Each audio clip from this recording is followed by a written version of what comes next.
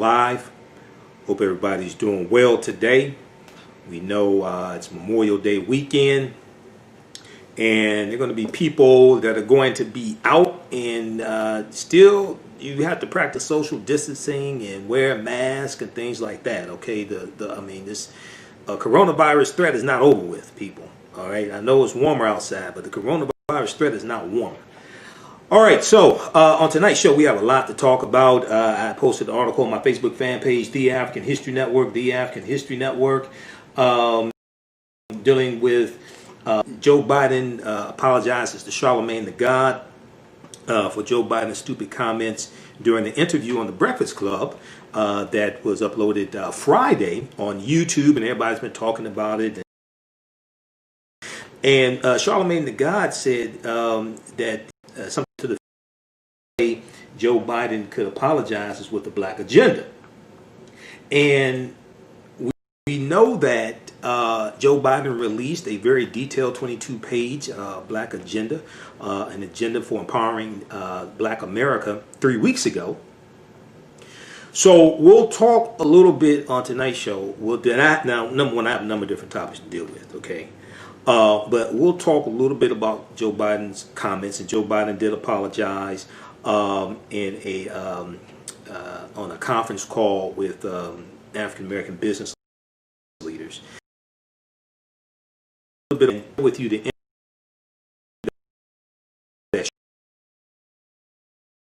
forth with Joanne Reed on AM Joy, and what he's asking Joe Biden's black policies for African Americans, for the African American community, his agenda. Okay, if you saw and heard my show last Sunday, and we'll get the audio podcast uploaded in the next day or so from last Sunday, but it's on my YouTube channel. We did it in two parts. It's on my Facebook fan page, The African History Network, and it's also on my YouTube channel, Michael Imhotep. Okay, the second part I spent about a little more than an hour going through part one of Joe Biden's policies for the African American community. Okay, and it's when I printed it up. It's called Lift Every Voice, the Biden Plan for Black America. Okay, and it's at joebiden.com. This is not an endorsement, but I'm explaining this to you. So when I printed it up, it came out to 23 pages, right? Pages 2 through 11 deal with his policies to economically empower the African American community and to close the racial wealth gap and the racial income gap. We dealt with all that last week. If you missed it, go watch that on YouTube and Facebook, because I went in depth into it.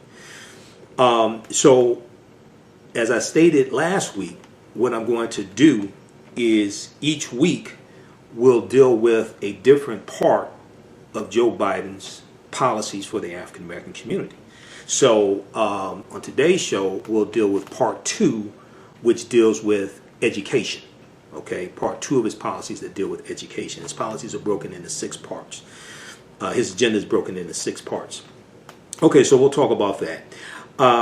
And also, we have an update in the Ahmad Arbery case. We know the third man who did the recording, who recorded the video, he was arrested earlier this week. So we have some updates there. And then an update in the Brionna Taylor case as well, because her boyfriend, who was arrested on attempted murder charges, he has been released. So we have an update there also. Now, when we look at coronavirus, we see coronavirus is still ravaging America, still ravaging the African American community, even though almost all of the 50 states have some type of relaxing of stay-at-home orders and things like this, right? This is taking place. But we saw Thursday's unemployment numbers came out, and another 2.4 million Americans filed for unemployment this past week, bringing the total to 38.6 million Americans are unemployed in 9 weeks. 38.6 million Americans are unemployed in 9 weeks. All right. At the very same time, we have almost reached the 100,000 mark when it comes to Americans dying from COVID-19. Okay, we're almost at 100,000. Now, you remember back in February when Donald Trump said that we have 15 cases now, but pretty soon it'll be down close to zero. And you remember that I told you, oh, there may be a zero in the number, but it's not going to be close to zero. It's close to 100,000. You got 4 zeros, okay? All right, actually 5 zeros. So I told you it was going to happen. I told you it was going to happen. And it's going to continue. Now, while America, and New York Times has a big cover story with the names of the people who have died due to COVID-19, while this is taking place, Donald Trump is off playing golf. But Donald Trump criticized President Obama for playing golf during the Ebola crisis. So, because, there was a good article from Huffington Post about this as well. I posted that also on my Facebook fan page, the African History Network. Okay, so we'll deal with these topics tonight and others. And then also, it's estimated that 45% of African American owned businesses will not survive the coronavirus economy. It's estimated that 45% of African American owned businesses will not survive the coronavirus economy. BlackEnterprise.com has an article dealing with that study. And then we saw from the Washington Post had a big article dealing with this, and a number of other news outlets that talked about this study from Columbia University that Donald Trump just brushed off. This deals with social distancing. Social distancing a week earlier could have saved 36,000 American lives, study says. This article came out from the Washington Post, May 21st, 2020. Social distancing a week earlier could have saved 36,000 American lives. And it's estimated in this study if social distancing had been implemented, I think 3 weeks earlier, it could have saved about 60,000 lives. Okay, so as I said before, and some people didn't like it when I said it, and I really don't care. As I told you before, this is Trump's fault, largely. I told you this. When you don't read your presidential daily briefings daily, and this information is in it, they're warning after warning after warning in your presidential daily briefings, what do you think is going to happen? When you declare war on the scientists and you fire scientists and you disband global pandemic teams, what do you think is going to happen? This is an example of how elections have consequences. Okay? Now the people who said in 2016, I'm not going to vote and all this stuff, they didn't talk about what happens when you have a global pandemic. They didn't talk about they didn't talk about the impact that disbanding, firing scientists are going to have in not reading presidential daily briefings, things like this. As I explained to people in 2016, this is bigger than this. When you have a presidential election, it's not about one person versus another person. No, it's not. People think it's about one person. No, it's not. There were 4,000 positions Trump had to fill in his administration. That's what the Plum Book is about. Plum. Look up the Plum Book. The Plum Book deals with all the positions and their job descriptions in the president's administration. This has serious consequences. A lot of people don't understand how serious this is. Okay, so we'll talk a little bit about it. We'll try to squeeze that in then with that article from BlackEnterprise.com. 45% of African American owned businesses won't survive the coronavirus economy. And then also there was a study that came out of the Guardian.co.uk had this article dealing with this study. This is from May 20th, 2020. Black Americans dying of COVID-19 at 3 times the rate of white people. Black Americans dying of COVID-19 at 3 times the rate of white people. All right. Now I'm just giving you some. Now this is all stuff I've read this past week. I have tons. I'm sitting here with about 40 articles. We're not going to get through all this tonight, but I'm just trying to give you some information to empower you so we can understand how policies and politics impacts every aspect of our lives. This is what happens when you have somebody who doesn't want to hear bad news, doesn't want to listen to the scientists, thinks they know more than the generals, thinks they know more than the scientists, etc. If we look at this article that came out from blackamericaweb.com, May 24th, 2020, Coronavirus update. More than 20,000 African Americans have died from coronavirus. Coronavirus update. More than 20,000 African Americans have died from coronavirus. BlackAmericaWeb.com has that article. New figures released by independent research organization APM Research Lab reveals that more than 20,000 African Americans have died from the coronavirus. The report breaks down coronavirus deaths in the U.S. up to May 19th by race and ethnicity. The latest COVID-19 mortality rate for African Americans is 2.5 times as high as the rate of white Americans and 2.2 times as high as the rate for Asians and Latinos or Hispanics. The state of Kansas has the widest racial disparity, where blacks are 7 times more likely to die from coronavirus than whites. Researchers of the study added that their ability to gather important data on race has been slowed by a lack of federal action and sometimes non-existent reporting by several states. The Centers for Disease Control and Prevention, the CDC, reported its first set of death statistics by race this week in response to calls for basic information. So read the full article. We'll post that here on the thread of the broadcast. We'll post it on our Facebook fan page, The African History Network, The African History Network. Okay, but read the full article there. Okay, that's from BlackAmericaWeb.com. And other outlets have picked this up as well. Okay, all right. Let's see here. Okay, we're coming up here on a break in a few minutes. We're going to get into the information dealing with Joe Biden and there were his comments here. And let's see. JT, you have the clip from Joy and Reed, AM Joy. Yeah, clip number 1 queued up. Okay, we'll get clip number 1 queued up. I emailed you the clips. JT, can you hear me? All right. Let me know if you have clip when you have clip 1 queued up. Okay, so also the calling number is 313-778-7600. 313-778-7600 is the call-in number if you have a question or comment.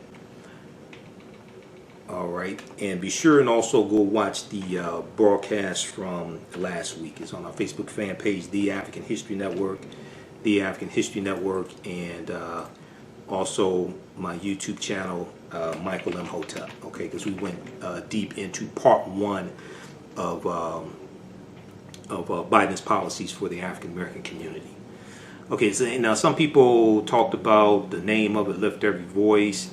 I'm more concerned about the policies. I'm not going to get caught up on the name of it and things like this, right? Okay, so ABCnews.com, I've read a number of articles dealing with this, and I watched the interview that Charlamagne Tha God did with him, did with Biden. I watched it in its entirety twice. But ABC News has a good article dealing with this. Biden on comment to black radio host, I shouldn't have been such a wise guy. Biden on comment to black radio host, I shouldn't have been such a wise guy. So presumptive Democratic nominee Joe Biden has come under fire for comments he made during an interview with the Breakfast Club radio program, in which he quipped that if African American voters support Donald Trump over him in November, they aren't black. Okay, they aren't black. Now, Simone Sanders, after that interview aired, Simone Sanders said that it was Joe Biden was trying to make a joke. Okay, it was a bad joke. He shouldn't joke like that. It's not funny. I posted an interview on my Facebook fan page that Charlamagne Tha God did with Joanne Reed, and I got some interesting comments from it. Okay, there was some African Americans who agreed with what Joe Biden said, but we're going to get into Simone Sanders' comments also. But Donald Trump said, well, I'll tell you what, if you have a problem figuring out, this was toward the end of the interview, this was like 17 minutes, 21 seconds into the interview. The interview was right at about 18 minutes or so. Okay, it had to be cut short. So Biden said, well, I'll tell you what, if you have a problem figuring out whether you're for me or Trump, then you ain't black. Okay? Biden told Charlamagne Tha God. And Charlamagne correctly said, it don't have nothing to do with Trump. It has to do with the fact I want something for my community. Okay? So Biden goes and talks about take a look at my voting rights, take a look at my record. I extended the Voting Rights Act 25 years. I have a record that is second to none. The NAACP has endorsed me every time I've run. Now the NAACP, Derek Johnson, president of the NAACP, put out a statement saying that the NAACP is nonpartisan. They don't endorse anybody. Okay, so I'm not sure what Biden is talking about there. He does get support from the NAACP. Okay, that is true. He does get support from them. But they haven't endorsed, they don't endorse anybody. They don't endorse a presidential candidate because they're nonpartisan. So he said, I mean, come on, take a look at my record, okay? Now, Biden, at the end of the interview, Charlamagne invited him back. Biden said he would come back and answer questions, things like this, right? And we're going to, on the other side of the break, we're going to, I'm going to share with you the interview that Charlamagne Tha God did with Joanne Reed. Okay, now later on Friday, Joe Biden joined a call with the National Black Chamber of Commerce and conceded that he was much too, quote unquote, much too cavalier in his remarks and said he did not take the black vote for granted. He said, quote, I know the comments have come off. He said, I know the comments have come off like I was taking the African American vote for granted, but nothing could be further from the truth. Biden said. He said, I shouldn't have been such a wise guy. I don't take the black vote for granted at all, and no one should have to vote for any party based on their race, their religion, their background. There are African Americans who think that Trump was worth voting for. I've got questions for them if they do, but anyway. He goes on to say, I don't think so. I'm prepared to put my record against his. That was the bottom line, and it was really unfortunate. I shouldn't have been so cavalier, end quote. Okay, so this is what Biden said. Now, one of the differences between Biden and Trump is that when Biden makes a mistake, and Biden's going to say something else that's stupid by November 3rd, but Trump is going to say something stupid this week. Okay, but one of the things that's different between Biden and Trump is that when Biden makes a mistake like that, he usually admits he apologizes and usually admits he makes the mistake and, tries not to make the mistake again. Trump's going to say something stupid like in the next 24, 48 hours. Well, if you've been looking at his tweets, he's been doing this already. You look at his tweets from today. But on the other side of the break, I'll talk a little about this some more, and then we'll play the interview that Charlamagne Tha God did. JT, how much time do we have before the break? Now, okay, we have to go to break right now. All right. You listen to the African History Network show right here on 9:10 a.m. the Superstation of Future Radio. I'm your host, Brother Michael Imhotep. We'll be back in a few minutes. Welcome back to the African History Network show right here on 9:10 a.m. the Superstation of Future Radio. Hey, I'm your host, Brother Michael Imhotep. It is Sunday, May 24th, 2020, and we are live. Hope everybody's doing well. Share this broadcast on those who are watching on Facebook and YouTube. Share this broadcast on your social media platforms. Invite your friends to tune in also. Okay, and then we should be broadcasting on 9:10 a.m. Superstation's Facebook fan page, 9:10 a.m. Superstation as well. All right, so hope everybody's doing well and staying safe. Okay, so in the first segment of the show, I talked some about Joe Biden's stupid comments on when he was interviewed by Charlamagne Tha God on The Breakfast Club, and that aired Friday, May 22nd, I think that was. Okay, it was recorded on Thursday, recorded the day before, and I went through and watched it twice. And they dealt with a lot of policy issues, things like this. They need a longer, more in-depth interview, and I'm going to give you some of my comments here. They need a longer, more in-depth interview to deal with the policies. Uh, but Joe Biden made a stupid remark at the end. So what I find interesting, and I see this a lot. I've been in radio 10 years. I see how certain outlets will pick up on what the dominant media talks about. I find that interesting. So I read a number of articles dealing with this and saw headlines and things like this, and a lot of them picked up on you ain't black. If you vote for Trump, you ain't black, or if you don't vote for me, you ain't black. Blah blah blah. Right? And I saw people commenting on social media, on my Facebook fan page, the African History Network. If we look at the post here, it has 1,100 comments. Okay, and I just posted this in the last few hours, right? Very few of the comments deal with the policy discussions of the interview. Very few of the comments deal with actually the substance of the policies in Joe Biden's plan for African Americans, his policies for African Americans. Okay? And it's been out for 3 weeks. And I just find that interesting. So what's important here, as I said in the beginning, these are stupid comments. He should not make these comments again.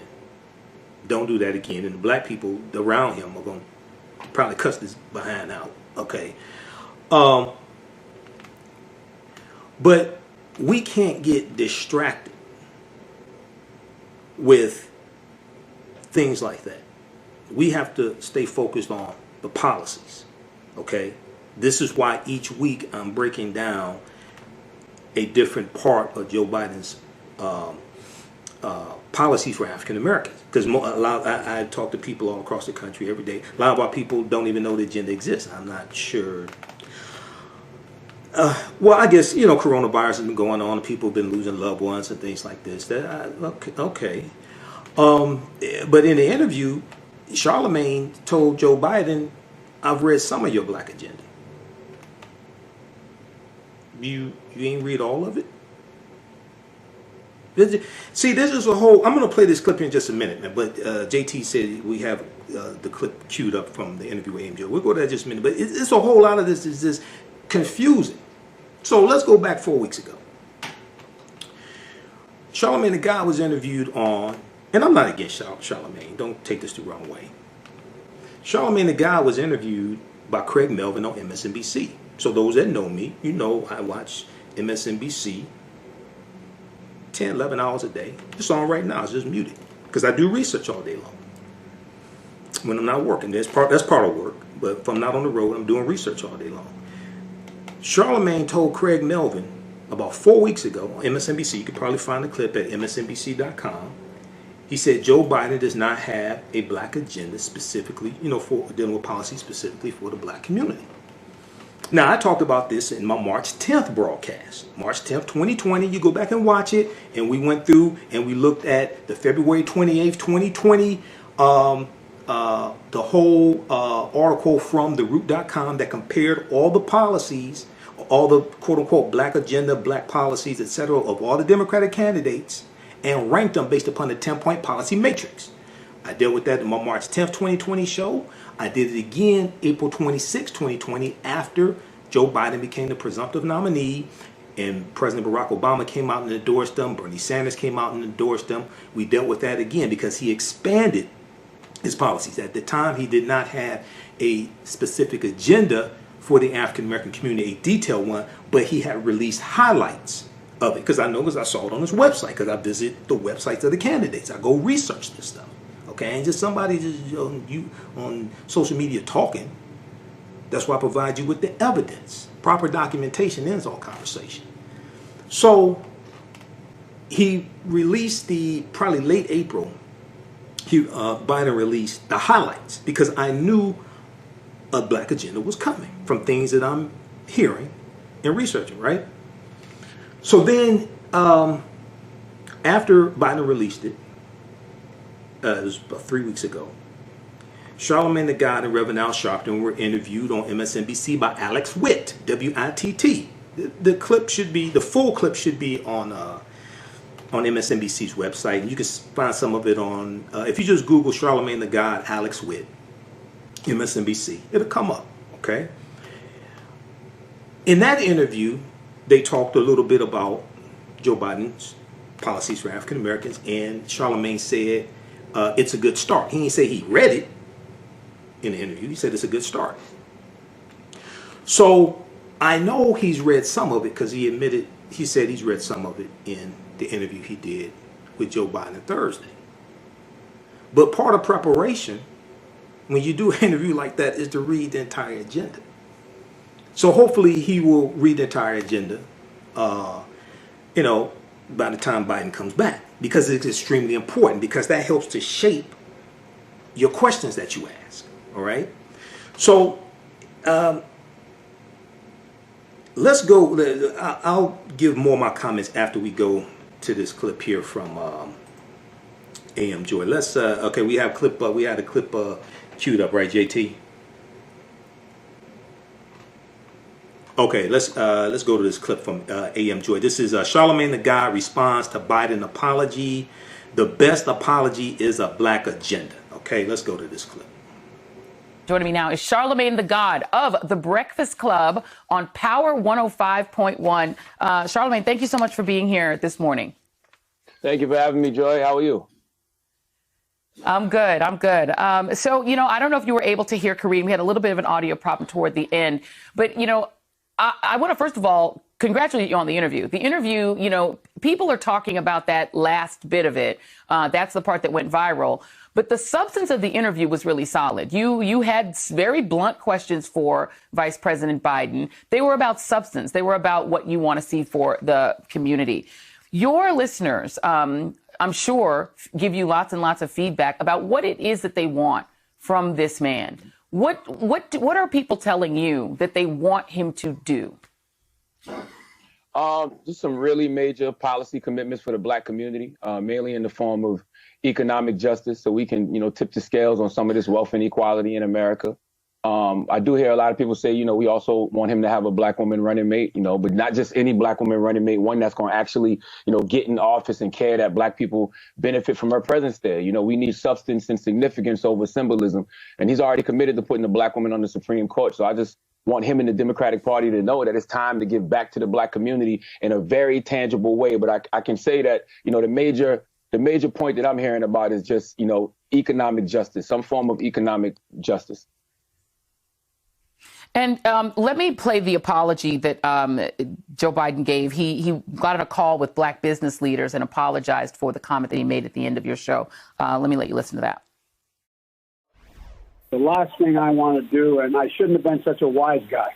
I shouldn't have been so cavalier in responding to what I thought was, anyway, it was, I don't take it for granted at all. And no one should have to vote for any party based on their race, their religion, their background. Do you think there's a risk that not just Joe Biden, but the Democratic Party in general just takes for granted that, well, the black people are with us, so we don't really have to give them anything else. They're going to vote for us regardless. Look, they voted for Joe Biden in overwhelming numbers, 6 in 10 black voters, particularly in southern states. They all voted for Joe Biden. We don't need to offer anything more. Do you worry that that is the attitude that Democrats are taking toward the black community? I mean, I know that's the attitude, that's why I don't even care about the words and the lip service, and the apology is cool. But the best apology is actually a black agenda. They got to make some real policy commitments to black people. We got to stop acting like the fact that blacks are overrepresented in America when it comes to welfare, poverty, unemployment, homelessness, drug addiction, crime, coronavirus. Like, that's no accident. Like, the whole function of systemic racism is to marginalize black people. And as the great Dr. Claude Anderson says in the book Powernomics, white society has an out of sight, out of mind attitude about racism, and they don't like to have any discussions of substance about systemic racism. So when you have black people who have the nerve, the audacity, the unmitigated gall to act like citizens and demand something of our votes, it's a problem. It's like you got, whites telling us to stay in our place, and you got black people saying, oh, stop, now is not the time, you're going to get Trump reelected. It has to come to a point where we stop putting the burden on black voters to show up for Democrats and start putting the burden on Democrats to show up for black voters. And what you just said, that is a lot of what I'm hearing of even African Americans saying, no, don't say that. Don't say those things because it might hurt the chances of beating Donald Trump. And this question gets asked to me a lot. And so I'll ask the question to you. What if Joe Biden says, nope, I'm picking Amy Klobuchar. She's my running mate. Then what do you do? Well, on top of possible Russian interference and voter suppression, Dems have to worry about voter depression. And that's people staying home on election day because they just aren't enthused by the candidate. You know, you can't act like this is the most important election ever, but run a campaign from your basement and, you know, not make some real, you know, policy commitments to the black community, you know, not listen to some of the demands that the black community are making. You know, I think, you know, people are sitting around hoping that Trump loses instead of going out there and actually beating him. He has to do something that energizes his campaign, that, you know, brings some actual enthusiasm to his campaign. So those 4.4 million Obama voters who, you know, stayed home in 2016, more than a third of them black, you know, don't do that this year. You got to make them come out. The interview was cut short. You could hear the audio of one of the campaign staffers saying, well, we have to end now that the former vice president has to do another interview. You said you had more questions. What else did you want to ask him? I'm going to let you get your questions out now. Oh, that's good. I actually have a couple of them right here. I wanted to ask him about reparations because, you know, in his Black Agenda to Lift Every Voice, he committed to studying reparations. And, you know, I just wanted to ask him, what does reparations, you know, for black people look like to him? And what is he prepared to do, you know, based on that study? You know, I also wanted to talk to him about his plan for economic recovery, you know, after we get out of this pandemic, and how can we make sure that black communities aren't left behind yet again, like we were in the recovery from the last crisis. And, you know, the question also on his Black Agenda, he talked about decriminalizing marijuana, but not necessarily legalizing it. And I got that question in, but I wanted to know why he just doesn't, you know, take it off the federal drug schedule altogether, and why not just legalize it and tax it, especially when we know that black men are the ones paying the price for it being illegal, and we get locked out of the wealth that's being created by legalizing it. So those are a few of the questions I have for him that I didn't get to. And those are good questions. Hopefully he will come back on your show, and I would love to book him as well. So maybe, you know, if he comes on here, I'll ask those questions for you as well. And I'm going to give you a final opportunity to speak to the Congress right now. We are seeing in the United States House of Representatives, they're passing bills that are not getting brought up in the Senate, but there has been some criticism from progressives saying they should go for more. That, you know, if the Republicans are going to refuse to act, then Democrats should say, then let's just go for everything that we really want and start negotiating from that position. Do you agree with that, or do you know, what is your take on how Democrats are doing in trying to put some of this forward now? No, I think that's good. I think it's good because, you know, when I'm sitting back at home and, you know, I'm watching, you know, Democrats swing for the fence, especially if they're swinging for the fence on behalf of, you know, the poor and disenfranchised, on behalf of, you know, black people and the marginalized, that makes me say, okay, you know, salute to them. At least they're trying. And at least I know that they're trying, and I know that they're being blocked. So therefore, I know who at least is attempting to fight for me, and I know who is opposing me. Yeah. Charlamagne Tha God, thank you very much. It's great to have you on the show. Really appreciate it. I hope you have a great Memorial Day weekend. Please stay safe. Thank you, Joy. Blessings. All right. Stop. Pause it there, JT. Okay, so that was from AM Joy. And he said at the end, at least I know that they're trying, talking about Democrats, so I know who's blocking them. It's Republicans. Well, I've been telling you that for, past 4 years? Just telling you that back in 2016 when Trump was running. If you go back and look at my podcast, look at my broadcast from 2016 when I was doing nationally syndicated radio for five days a week. I was doing the Michael Imhotep show on the Empowerment Radio Network. I was guest hosting Roland Martin's nationally syndicated radio show on top of doing mine 5 days a week. I was, and then before Roland came on, Warren Ballantyne, I was guest host. I did his for 3 months, okay? And then I was doing local radio here in Detroit on top of doing my nationally syndicated radio show 5 days a week. I was doing local radio here on 910 AM the Superstation, okay? I was doing the morning show every Thursday morning, and then doing my show, this show here, Sunday nights, 9 p.m. to 11 p.m. Eastern Standard Time, the African History Network show. And I warned you about Trump then and provided the evidence. So, what Charlamagne said, I agree with basically almost everything he said. Maybe almost everything. I have to go back and look at it again. But basically everything he said. I agree with what he said. He has some good questions in the interview. The next interview, I think he'll have more time. Also, the next interview, he would have read the full plan from Biden, which is 22 pages, and it's a living document, as Biden and the campaign explains. It's a living document, which means it's going to expand as well.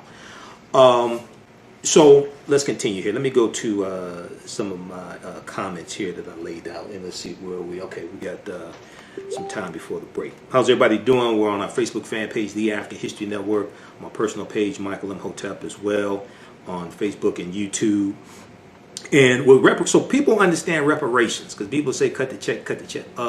Y'all, you ever read Article 1 of the U.S. Constitution? This has to go through Congress before it goes to the president's desk to be signed into law. And if you've seen some of my previous broadcasts, we really don't understand how to make legal arguments for reparations. I don't have time to get deep into it now.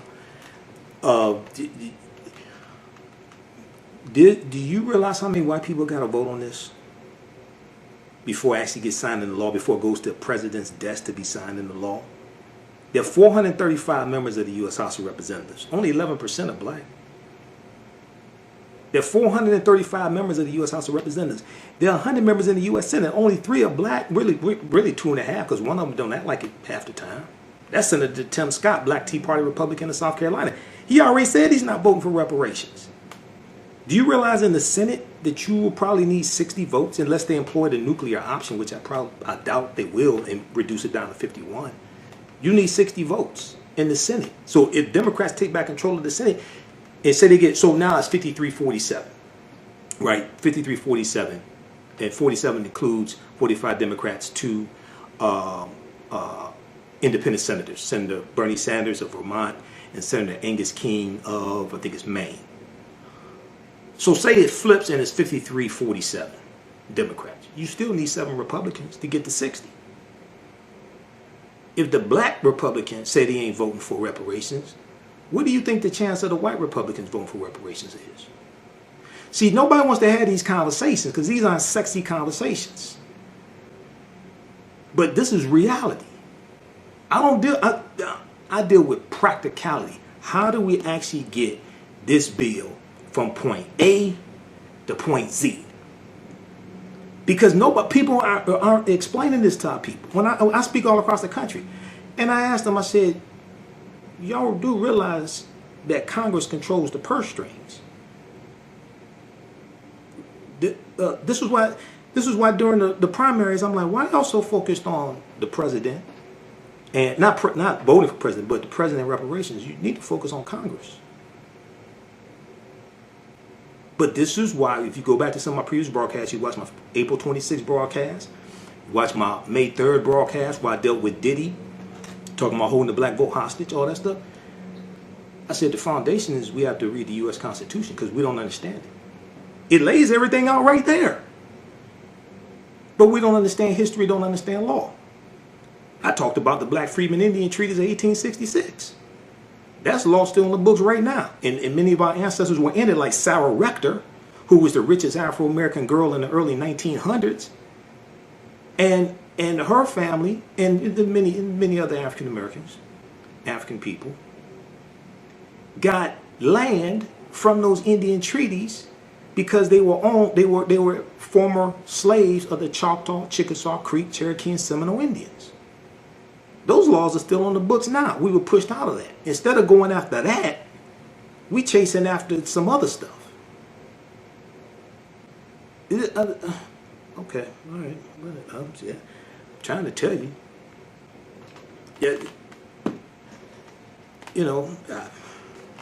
sometimes I just stay quiet. Okay, well, all right. And I talked to Dr. Claude Anderson. Dr. Claude Anderson was one of my teachers. He and I talked.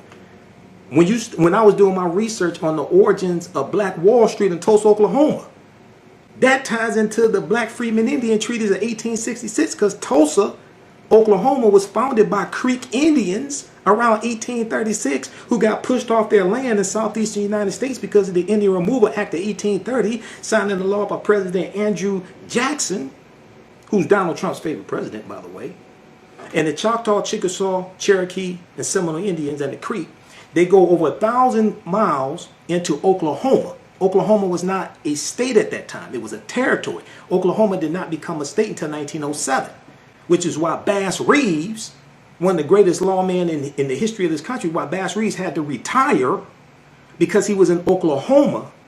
And when Oklahoma became a state in the Union in 1907, they were practicing segregation, so he had to retire.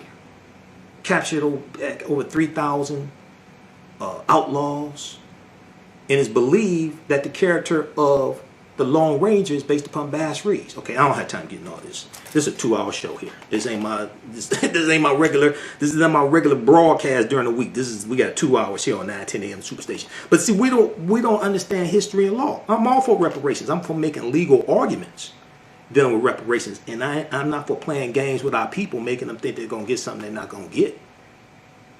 I don't play those type of games.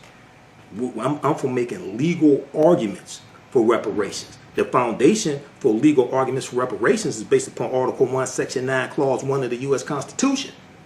That's why March 2nd, 1807, the U.S. Congress outlawed the international transatlantic slave trade. That's 1807, which goes into effect January 1st, 1808. But we ain't read the Constitution, so we don't know none of this stuff. This is why when you deal with the U.S. Supreme Court case of 1841, how much time we have before the break, JT? This is why when you deal with the U.S. Supreme Court case of 1841 of the Amistad slave ship, if you actually study that case, that U.S. Supreme Court case, that tells you that's a foundation for a legal argument for reparations. But we sat up and watched the movie, and we know give us free, but we don't know why they were set free. They were set free because it was illegal for that ship to come into the U.S. in U.S. waters at that time because the international transatlantic slave trade had been outlawed by the U.S. Congress, signed into law by a president. The foundation of that is the U.S. Constitution, Article 1, Section 9, Clause 1. I don't play these games. You got to talk to somebody else for that. I do not play these games. I'm not for playing games with our people. Okay, period. I don't give a damn who don't like it. I'm telling you. We have to deal with legal arguments for this. I interviewed Brother Reggie Mari, Dr. Jahi Issa, who wrote an article dealing with this, really breaking this down. And I knew some of this before I interviewed them. And then I learned even more from that. And I already knew about the Black Freeman Indian Treaties of 1866. Because when I was doing my research on Black Wall Street, I have like a 2.5-hour lecture on Black Wall Street. And I'm in a documentary that first documentary Boyce Watkins did, Resurrecting Black Wall Street, the Blueprint. And I called Dr. Claude Anderson because I'm like, Doc, I said, the Black Freeman Indian Treaties of 1866, this ties into the origins of Black Wall Street because a lot of the early black landowners in Tulsa, Oklahoma got land from those Indian treaties. That's why Tulsa, see, people think Tulsa was a 100% black town. No, it wasn't. The North Tulsa. North Tulsa is where the African Americans live. South Tulsa is where the white people live. North Tulsa and South Tulsa was separated by the railroad track. North Tulsa was not 100% black or 100% African American. It was predominantly, there was still Native Americans that lived there. The Creek Indians, because they founded Tulsa. Tulsa comes from the Creek Indian word Tallahassee. Come on, people. Read this book here. Read this. This is probably one of the best books dealing with the history of Black Wall Street. This is by Hannibal B. Johnson. I talked to Hannibal B. Johnson when I was doing my research on Black Wall Street. Black Wall Street from Riot to Renaissance in Tulsa's historic Greenwood District. This is probably one of the best books that you find dealing with the history of Black Wall Street. Okay? Yes, I've read it. It's in my library. All right. So let me know how much time before the break, JT. Okay, so let me get to my comments here because we only got 2 hours here, and I ain't trying. It's been a long week, and see, you get me going. See, this is where I brought. See, normally on Sundays I'm in the studios at 9:10 a.m. The Superstation. You see the logo behind me. I'm in the radio station studio, but because of Governor Gretchen Whitmer's stay-at-home order, it was broadcasting from home. Okay, so periodically I'll forget and think it's during the week, and I got 3-4 hours to do a broadcast, and I don't. We're on 9 p.m. to 11 p.m. So let me continue, right? See, I did. You remember on the 18? You remember on the 18 and BA, Mr. T used to say Hannibal was on the jazz. See, I get on the jazz. I'll just go. It don't matter to me. This is all my equipment. I'll go as long as I want to. All right, but we don't have that time. So let's continue. All right. So we know Biden apologized, said it was cavalier, stupid for him to say that, etc. Right? But Simone Sanders and Biden talked about comparing his record to Trump's record. Okay? The stupid comments set aside. Okay? Don't do that again. You compare Biden's record to Trump's record. You compare Biden's policies to Trump policies. Okay? There ain't no comparison. I told you, there is no comparison between the two. Biden's policies, if Biden is flawed, okay, if he was running against somebody else, I may vote for somebody else. Okay? Biden's policies, if you study them, and I have, are much better for African Americans. Very few people want to talk about that because it's easy to put out YouTube videos when you ain't read nothing. It's easy to do that. It's harder to go through and do research and then come and present the research to the people. Okay? All right, so how much time before the break, JT? Let me know. All right, so it's 6 minutes. 6 minutes. Dougie Fresher on. He said 6 minutes before the break. All right. Let's put him on speakerphone. All right, so here are a few things that Biden has to understand when he does an interview like on the Breakfast Club. First of all, I was reading some of the comments that, and yeah, Biden is gaffe prone, but what do you think Trump is? If Biden is a gaffe machine, Trump is a gaffe factory. If Biden is a gaffe machine, Trump is a gaffe factory. Okay? So there ain't no comparison between the two of them like that. On my Facebook fan page, the African History Network, if you don't follow us there, go ahead and follow us. I posted the interview that Joanne Reed did with Charlamagne Tha God, right? Charlamagne Tha God responds to Biden's apology. The best apology is a black agenda. Okay, so I said, as I stated on my show last week, I get the impression that Charlamagne hasn't read all of Biden's 22-page agenda for the African American community. He admitted he's read some of it, and I know he'll read the rest of it. Almost half of Biden's agenda deals with closing the racial wealth and income gap for African Americans. Almost half of pages 2 through 11 deals with economic empowerment. That's why I had to spend so much time last week dealing with it. So I said that Biden has to understand that when he goes on the TV on a show like the Breakfast Club, he's going to get different types of questions that he'll get on MSNBC or CNN. So some people weren't familiar with the Breakfast Club. I was reading some of the comments on the post. We got like over 1,000 comments here. The Breakfast Club targets people 18 to 35 years old. Okay, that's their demographic, 18 to 35. They play hip hop. They're out of New York, 105.1 out of New York.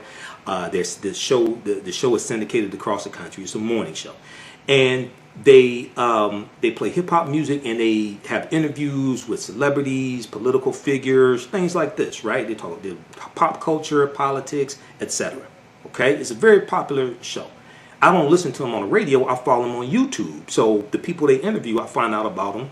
They pop up on my YouTube feed, right? So Biden is used to being interviewed in general by journalists, political figures, things like this, right? That's the first time on the Breakfast Club. So he has to understand that some people are hearing you really being interviewed for the first time. So they're going to ask questions and ask you about your record. Biden, just so people understand, Biden gets testy about his record when some white people interview him. It's not just African Americans. That's how he is. Okay? He feels the need to defend his record. Okay? When white people interview him, Mike Memoli, who's a reporter on MSNBC, when the story broke about all this, Mike Memoli was interviewed. They were reporting on it. They had two white reporters on MSNBC reporting on this, and he said that Biden gets testy about his record. He does. Okay? The other thing that's important to understand is that when Biden says, come on, man, right? Some people thought he was saying that because he was on the Breakfast Club talking to a black guy. That's how Biden talks. I've seen Biden being interviewed by Joe Scarborough on MSNBC Morning Joe. That's how Biden talks. Okay, so just keep that in mind. Now, Biden has to understand when he goes on shows like this, you're not being interviewed by journalists. They're going to ask you questions about your record because people are trying to find out more about you. The other thing is, it's good for people to ask questions. At the end of the interview, Charlamagne said, we're going to have you back. I've got more questions, etc. It's good to have questions. It's good to ask questions about policies. It doesn't mean somebody's against you because they ask questions about your policies. People are trying to learn. You have people who listen to that show and watch the videos who are 18, 19, 20, 21, 25, right? They don't know your whole background and things like this. And Charlamagne said something that was very important. He said, it's not that people don't want to vote, but they want to know what are they getting when they're voting, right? They want to understand this quid pro quo. That's excellent. That's fine. Okay? So that's why asking the questions are good. And there's some people who listen who are going to vote for Biden but still have questions. That's fine. You ask questions about policies. That's what you're supposed to do. Okay?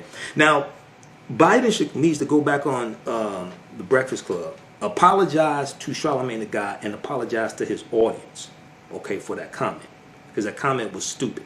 All right, and I'm gonna read Simone Sanders' comments. She went on Twitter and she was interviewed. She did a really good interview with Reverend Al Sharpton on Politics Nation on Sunday, May 24th, 2020 on MSNBC. Okay, and I was trying to find the clip. Maybe they'll post it later. And she went through and, she really showed a contrast between Biden and Trump. It's something else that's important to understand. A lot of the people that listen to the Breakfast Club and watch the YouTube videos, they don't follow all the nuances of politics. They don't follow politics day to day. I follow this day to day. Okay? This is what I do. I've been hosting the African History Network show for 10 years. I'm not just a historian. I study politics. I've helped write public policy for the city of Detroit. Under the Kwame Kilpatrick administration, Executive Order 22, we hear Kwame's going to get out. Okay, now I ain't work for the city. I ain't go to jail, nothing like that. No, it wasn't nothing like that. But I also understand that everybody doesn't follow all the nuances of politics, and people have questions. Okay, so that's why shows like that are important. I may not agree with all the music they play and things like that, but that's why shows like that are important. Okay, so what, we got 2 minutes before the break, JT? Now, okay, let's see. Okay, we got all those points here. It's time for the break, JT. Let me know. Now somebody on my... say it again? It is time to go to break. It's time to go to break. All right. Okay. So, all right, look, guys, we got to go to break. We'll be back in a few minutes. You listen to the African History Network show, 9:10 a.m. the Superstation of Future Radio, WFDF, 313-778-7600. 313-778-7600 is the call-in number. We'll be back in a few minutes. All right, we're still on Facebook and YouTube. So, guys, stand by here. Central Park Deli on Monster between 8 and 9 Mile Road. Let me turn, switch over to Bluetooth. We do 2 hours. This is my Sunday night show. Been doing 4 years. We celebrated 4-year anniversary April of 2020. 4 years on 9:10 a.m. Superstation WFDF. Terrestrial radio. I'm part of media. I have a press pass. My press pass is in my bag. We'll be back from break in a few minutes. How's everybody doing? Share this broadcast on your social media platforms. I know we're on YouTube as well. Invite your friends to tune in also. We're going to get into... now, here's what we're going to do, right? Since I have more energy tonight than some Sunday nights, we're going to go more than 2 hours. Okay, we'll see how far past 2 hours we go based upon how much energy I have. Because I had to get up in the morning, all right? Because I have a bunch of topics laid out here. But I want to make sure we hit this dealing with Biden. And then also, when we come back from the break, as I stated, I'm going to get into part 2 of Biden's policies for African Americans, his agenda for the African American community. Part 2 deals with education. So we're going to do that also, okay? And we'll go past 2 hours and see how much energy I have. And We're going to wrap it up when I get too tired. This is how we're going to do it, okay? And then I'll probably do a broadcast during the week, all right? How's everybody doing? Everybody share this broadcast on your Facebook page. What appropriates for the citizens of free so they started with great health care, okay. Okay, Wilma, Tyrone. All right, everybody, hey, if you like this type of information, also you could donate to the African History Network, $, the AHN show through PayPal, $, the AHN show through Cash App, $, the AHN show through Cash App, then also through PayPal, paypal.me/the AHN show, paypal.me/the AHN show, okay? All right, so with all this going on, a lot of people are looking for healthy products, soaps and things like this, and sageandelmapothecary.com designs over 60 different beautifully handcrafted soaps, natural toothpaste, hydrating oils, deodorants, face masks, shampoos, conditioners, and so much more. The holistic approach to self-care formulate their product inventory. They're proud to serve their community of plant-based product supporters and offerings for the entire family. Okay, they use simple ingredients such as whole fruits, herbs, and vegetables. Each product crafted offers a unique plant-based experience. Visit their website, sageandelmapothecary.com, APOTHECARY, sageandelmapothecary.com. They have used the promo code AHN Spring 20, AHN Spring 20 to get 20% off your order also. Welcome back to the African History Network show right here on 910 AM, the Superstation, the Future Radio. Here I'm your host, Brother Michael Imhotep. It is Sunday, May 24th, 2020, and we are live. Is that loud enough for you all? All right, everybody, wake up, wake up. Okay, wake up, everybody. It's going to be a new day. All right, so calling numbers 313-778-7600. 313-778-7600 is the call-in number if you have a question or comment. Do we have any callers, JT? Okay, no callers right now. That's fine. Everybody's listening. Everybody's tuned in. Got your ears on. Taking notes. That's a good thing. Everybody doesn't have to call in. Okay. So, right before the break, we were talking about, I shared the interview that Charlamagne Tha God did on Joanne Reed's show, AM Joy, MSNBC. We're breaking down some of his comments. The other important thing to note, I was looking at some of the comments from the post I did on Facebook, the interview that Charlamagne did on Joanne Reed's show. Like I said, we got over 1,000 comments on it.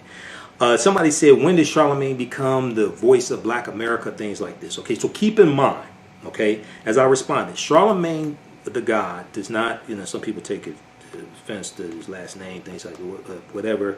But as one of my teachers, Professor James Small, says, right, who's a Babalarisha, similar to a Babalawo in the Ifa spiritual system of the Yoruba Nigeria. It's a whole other conversation. We're God having a human experience.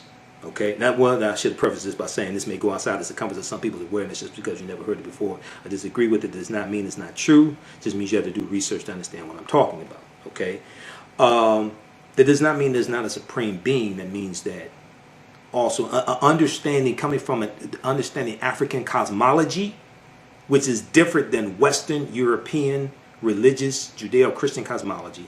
Okay. Even though early Christianity looked very similar to traditional African spiritual systems. That's a whole nother show.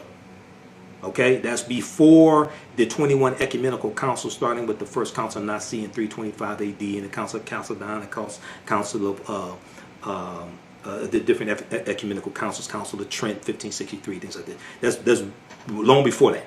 Okay, early Christianity. And Christ coming from the Ka rest, Ka meaning spirit, Ka meaning spirit, and rest meaning to rise, coming from the Ka rest, which is coming from ancient Kemet, ancient Egypt.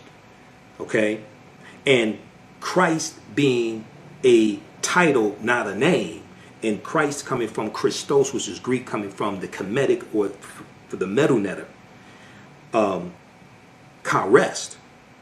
Okay, it's a whole nother conversation, but anyway, as Professor James Small, one of my teachers, talks about and correctly says, and he has a fantastic lecture Christianity, Islam, Judaism, fragments of African spirituality. He talks about how we're actually God having a human experience because we come from that one creative principle. We come from the source, okay? But when we deal with African cosmology, it's different than Western European cosmology, okay? But a lot of us don't know the difference. We're dealing with what's been, for lack of a better word, forced upon us or taught to us. We're coming out of this Eurocentric culture, okay? But that's a whole nother conversation. Also, look at information coming from Dr. Ray Hagan's, another one of my teachers as well, the African Village in Atlanta. Was in St. Louis originally, but now in Atlanta. But anyway, but Charlamagne, I said it to say this. Charlamagne Tha God, that's what he's called. He does not claim to be the voice of African Americans, but his show does have a lot of African American listeners, ages 18 to 35. That's the demographic they hit, and and a lot of them are voicing what they are looking for. This is what he was telling Joanne Reed. A lot of them are voicing what they're looking for in the comments on various YouTube videos, etc. When they send them comments on Twitter, things like this, they're voicing what they're looking for. Okay, I encourage all of them to read Biden's policies for African Americans. You can go to, first of all, if you read the article from Black Press USA. Black Press USA had a good article announcing Biden's plan. It's called Joe Biden's Plan for Empowering Black America. Joe Biden's Plan for Empowering Black America. Okay? And it came out May 5th, 2020, because this agenda's been out like 3 weeks, right? Okay. Biden said the plan, in the article it says, Biden said the plan reflects many months of work and feedback from local elected officials, activists, organizations, practitioners, policy experts, strategists, and young people. All right? His campaign called the plan a living document, as Simone Sanders said May 24th when she was interviewed by Reverend Al Sharpton on Politics Nation on MSNBC, and she said they're looking for feedback. Because this is not the ceiling. This agenda is not the ceiling, it's the floor. It's where you start with policy commitments. And as campaigns progress, policies, the overall policies, they expand. But a lot of people don't know this, right? Okay, so we'll post a link here to this article. And then at the end of the article, at the bottom of the article, is the link to Joe Biden's full 22-page agenda at his website. Everybody should read it, especially if people say we want a black agenda. We want a black agenda, and most of them ain't read it. Okay, that's something I don't understand. I'm okay. All right, okay, whatever. Okay, all right, but you know what it reminds me of? It reminds me of a little kid that said they bug their parents because they say they want like this particular toy for Christmas, the hot new toy, and then 2 or 3 weeks later that toy is over in the corner and they're playing with the box the toy came in. You know, that's, but you know. All right. Okay, so let's look at part. Let's jump into part 2.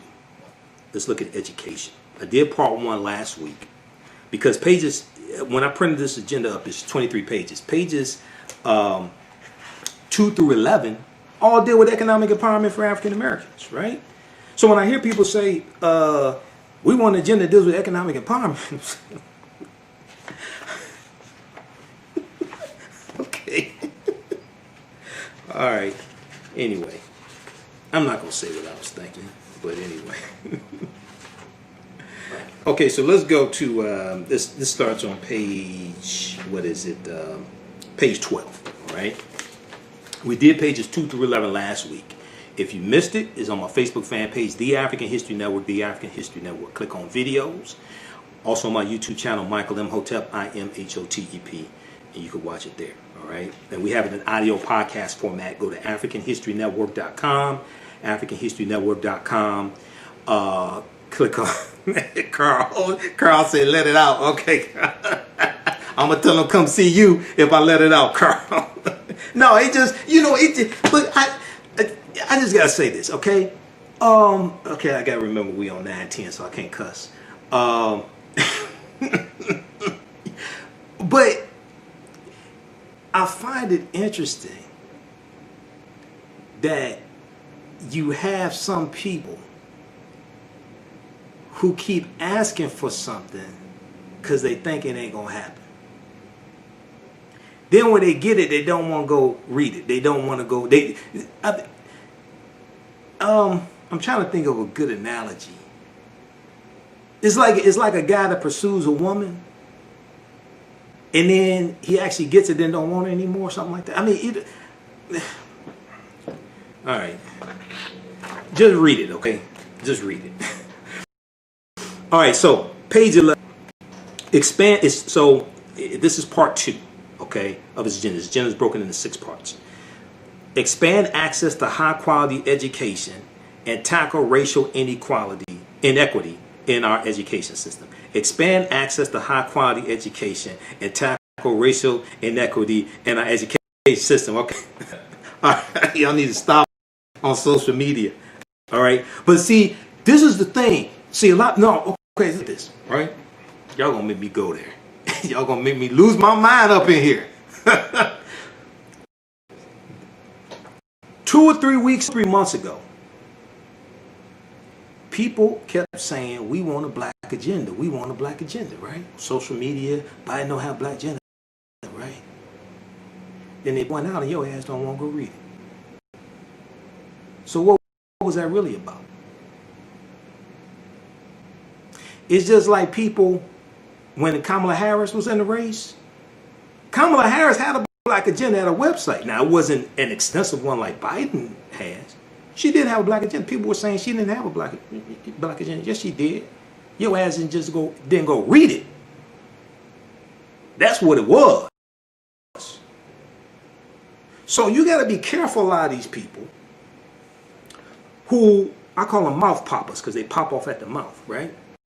You got to be careful, a lot of these people that put this stuff out here. A lot of them just want to get social media views and monetize their videos and make money from it. Okay. I'll keep going. Okay, expand access to high-quality education and tackle racial inequality in our education system. All right? I'm going to give you some highlights because this is pretty extensive. As President Biden will ensure that no child's future is determined by their zip code, parents' income, race, or disability, Biden will build an education system that starts with investing in our children at birth and helps every student get some education beyond a high school diploma, whether a certification, associate's degree, or bachelor's degree. Okay? Now, in that, they should also say skilled trade. Okay? And I'm pretty sure he understands that, but that should be in here also. But once again, it's a living document, so it's going to expand. It should also say skilled trade as well. All right. Now, so it's broken down into subheadings. Provide high quality universal pre-kindergarten for all 3 and 4-year-olds. Then eliminate funding gap between white and non-white districts and rich and poor districts in order to give teachers a raise and expand STEM, science, technology, engineering, and math, STEM curriculum in underserved school districts. And you got people who always talk about STEM. Oh, they should love this. Donald Trump can't spell STEM. Then it gets into improved teacher diversity, reinstate the Obama-Biden administration's actions to diversify our schools, ensure that African American students are not inappropriately identified as having disabilities, while also ensuring African American students with disabilities have the support to succeed. Okay? Then it gets into address the African American student debt crisis, which is dealing with student loans, which is huge, okay? That has bullet points for that. Then the next heading, increase college completion by making college affordable for African American students. Then it gets into invest over $70 billion in historically black colleges and universities and minority serving institutions that will train our next generation of African American professionals. Then that has bullet points. Then a Title I for post-secondary education to help students at under-resourced four-year schools complete their degree. Okay, create a Title I for post-secondary education to help students at under-resourced four-year schools complete their degrees. The next heading, make a $50 billion investment in workforce training. Make a $50 billion investment in workforce training, including community college, business partnerships, and apprenticeships. Okay, so let's go through and look at each one more in depth. All right, that's the brief overview of it. And I have to look at the time here because we're coming up on another break. All right, so provide high quality universal pre-kindergarten for all 3 and 4 year olds. For families with young children, finding high quality pre-K is a major financial, logistical, and emotional burden with potentially lifelong consequences for their children. As President, Joe Biden will work with states to offer pre-K for all 3 and 4 year olds. Then it gets to the next heading. Now, there are going to be more details coming with a lot of these policies. 1. 2, a lot of this has to pass through Congress as well. So there's going to be more details coming for these policies as well. But this gives you a good overview. The next heading, eliminate the funding gap between white and non-white districts and rich and poor districts in order to give teachers a raise and expand STEM curriculum in underserved school districts. There's an estimated $23 billion annual funding gap between white and non-white school districts. There's an estimated $23 billion annual funding gap between white and non-white school districts. Biden will work to close this gap by nearly tripling Title I funding, the federal government funding schools with a high percentage of students from low-income families. Okay, that's Title I. Biden will work to close this gap by nearly tripling Title I funding. Title I deals with the federal program funding schools with a high percentage of students from low-income families. This new funding will first be used to ensure teachers at Title I schools are paid competitively. 3 and 4 year olds have access to preschool, and districts provide access to rigorous coursework, including computer science and other STEM subjects, science, technology, engineering, and math. And also, now, I don't know if this also will include STEAM, science, technology, engineering, arts, and math, STEAM. They may expand it to STEAM also, across all their schools, not just a few. The next heading, improve teacher diversity. This is extremely important. For African American students, having just one African American teacher in elementary school reduces the probability of dropping out. Joe Biden will support innovative approaches to recruiting teachers of color, including supporting high school students in accessing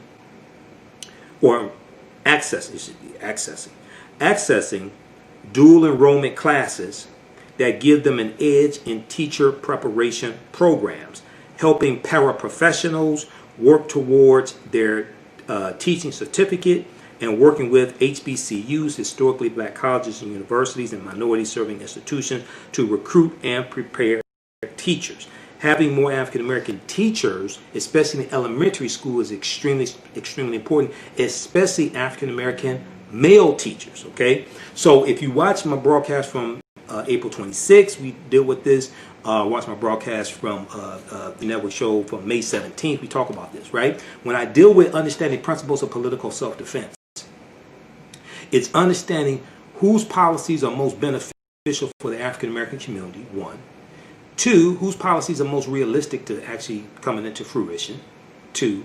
3, and it may not be in the exact order, but I'm laying this out. Who can create an environment for us or you or us to push our agenda the farthest, push our issues the farthest, and get the most accomplished. Because a lot of this stuff is going to have to pass through Congress. You need a president who would sign the bills into law. 433 bills passed by Democrats in the House of Representatives in 2019. 80% are stuck in the Senate or die in the Senate. Blocked by who? Moscow Mitch McConnell, Republican from Kentucky, who's up for re-election November 3rd, 2020, who needs to be voted out of office. Because you can't get a lot of these bills passed in the Senate because you have two chambers of Congress. The House of Representatives, the term is 2 years. U.S. Senate, the term is 6 years. The House of Representatives is the lower chamber. The U.S. Senate is the upper chamber. Okay? Originally, for the first about 124 years, people didn't vote on U.S. senators. U.S. senators were appointed by state legislatures. It wasn't until 1914 that people started being able to vote for U.S. senators.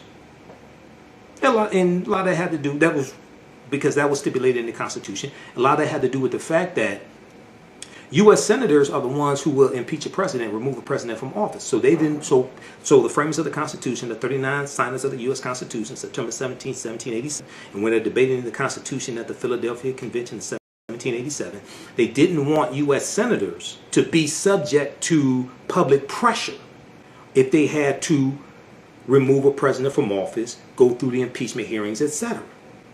So U.S. senators originally, about 124 years, were appointed by the state legislature. They were not voted. It wasn't until 1914 because of starting about the 1850s. And if you go to Senate.gov, Senate.gov is the official website of the U.S. Senate.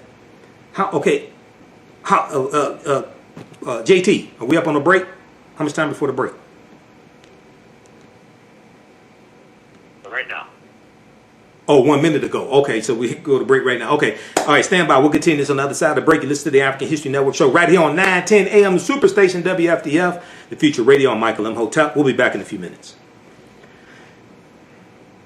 Okay, stand by, everybody. One commercial break. We'll be back in 2 minutes here. I took the first step to. Let me switch this back over. They're playing commercials. Let me switch this back over to Bluetooth. I like doing it from home some, but I like doing it in the studio also. It's better in the studio, okay? Because JT can run all this stuff in the studio. The board out can run all this stuff. I got to run a lot of this stuff at home, okay? All right, so when we come back from the break, we'll continue this. Senate.gov. Senate.gov is the official website of the U.S. Senate.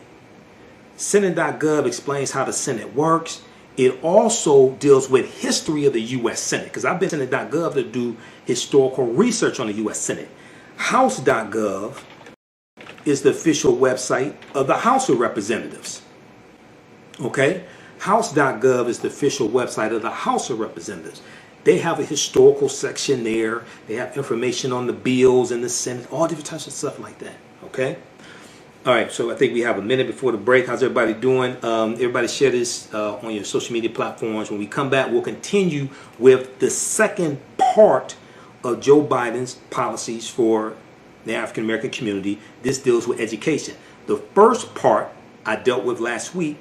It dealt with economic empowerment, reducing the racial wealth gap, reducing the racial income gap. It was pages 2 through 11 dealt with economic empowerment. I spent a little over an hour dealing with that last week, and there was still some parts I didn't have time to get to. Okay, so read it. And it's at his website, joebiden.com, and also it's blackpress.us, blackpressusa.com has a good article dealing with this as well. I'm going to post this link here, Joe Biden's plan for empowering Black America. Let's see here. Let's go to this. All right, welcome back to the African. Okay, so we're back. Welcome back to the African History Network show right here on 910 AM, the Superstation Future Radio.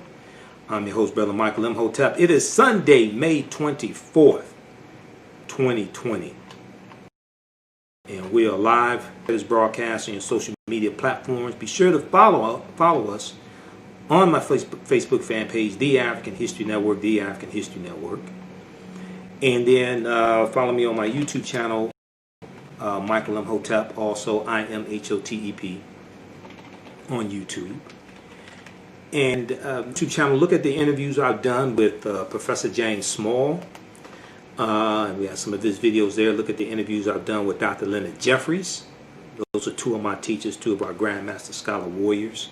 Also, interviews I've done with Dr. Claude Anderson, Professor Kabahaya Wafa Kamene, who else? Dr. Ray Hagins. Shout out to all those brothers.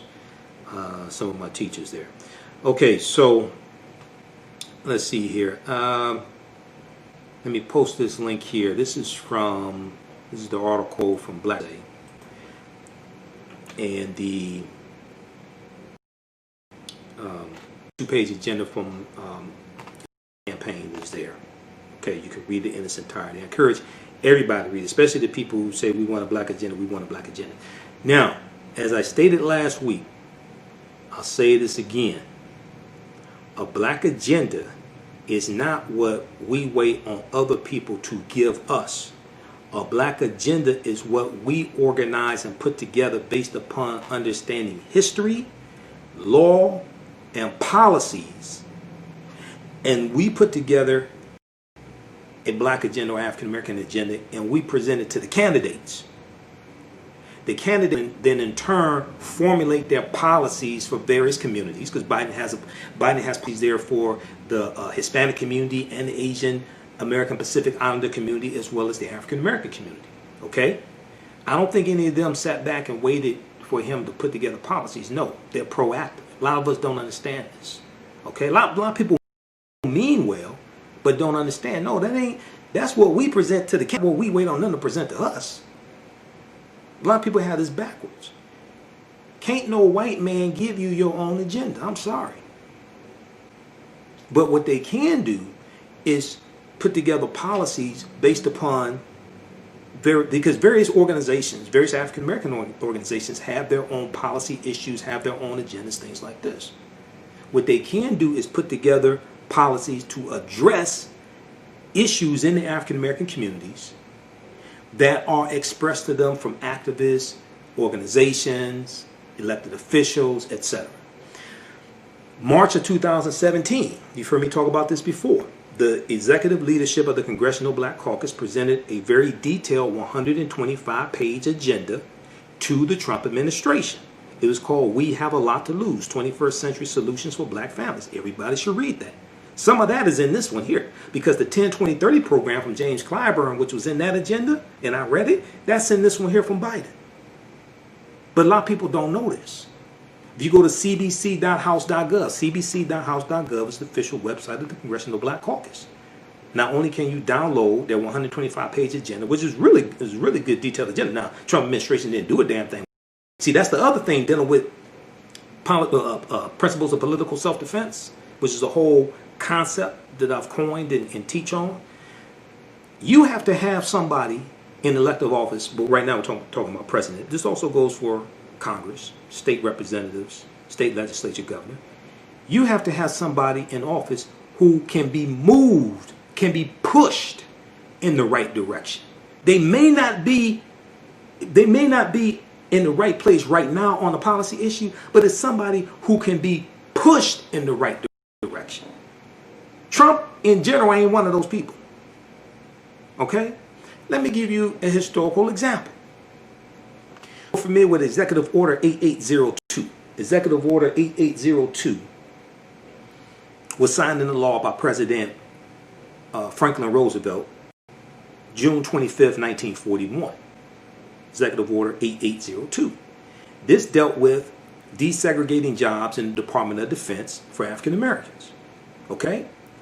Now, this was a good thing that he did, because a lot of our great-grandfathers or grandfathers who moved up from Mississippi and Alabama and Tennessee and things like this, right? They got jobs in the Department of Defense. This is before World War II starts. Before the U.S. gets involved in World War II. World War II had already started, because President Roosevelt did an address saying that the U.S. could become an arsenal of democracy.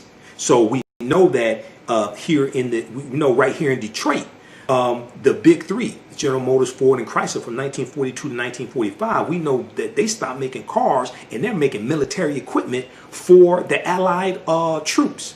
Okay?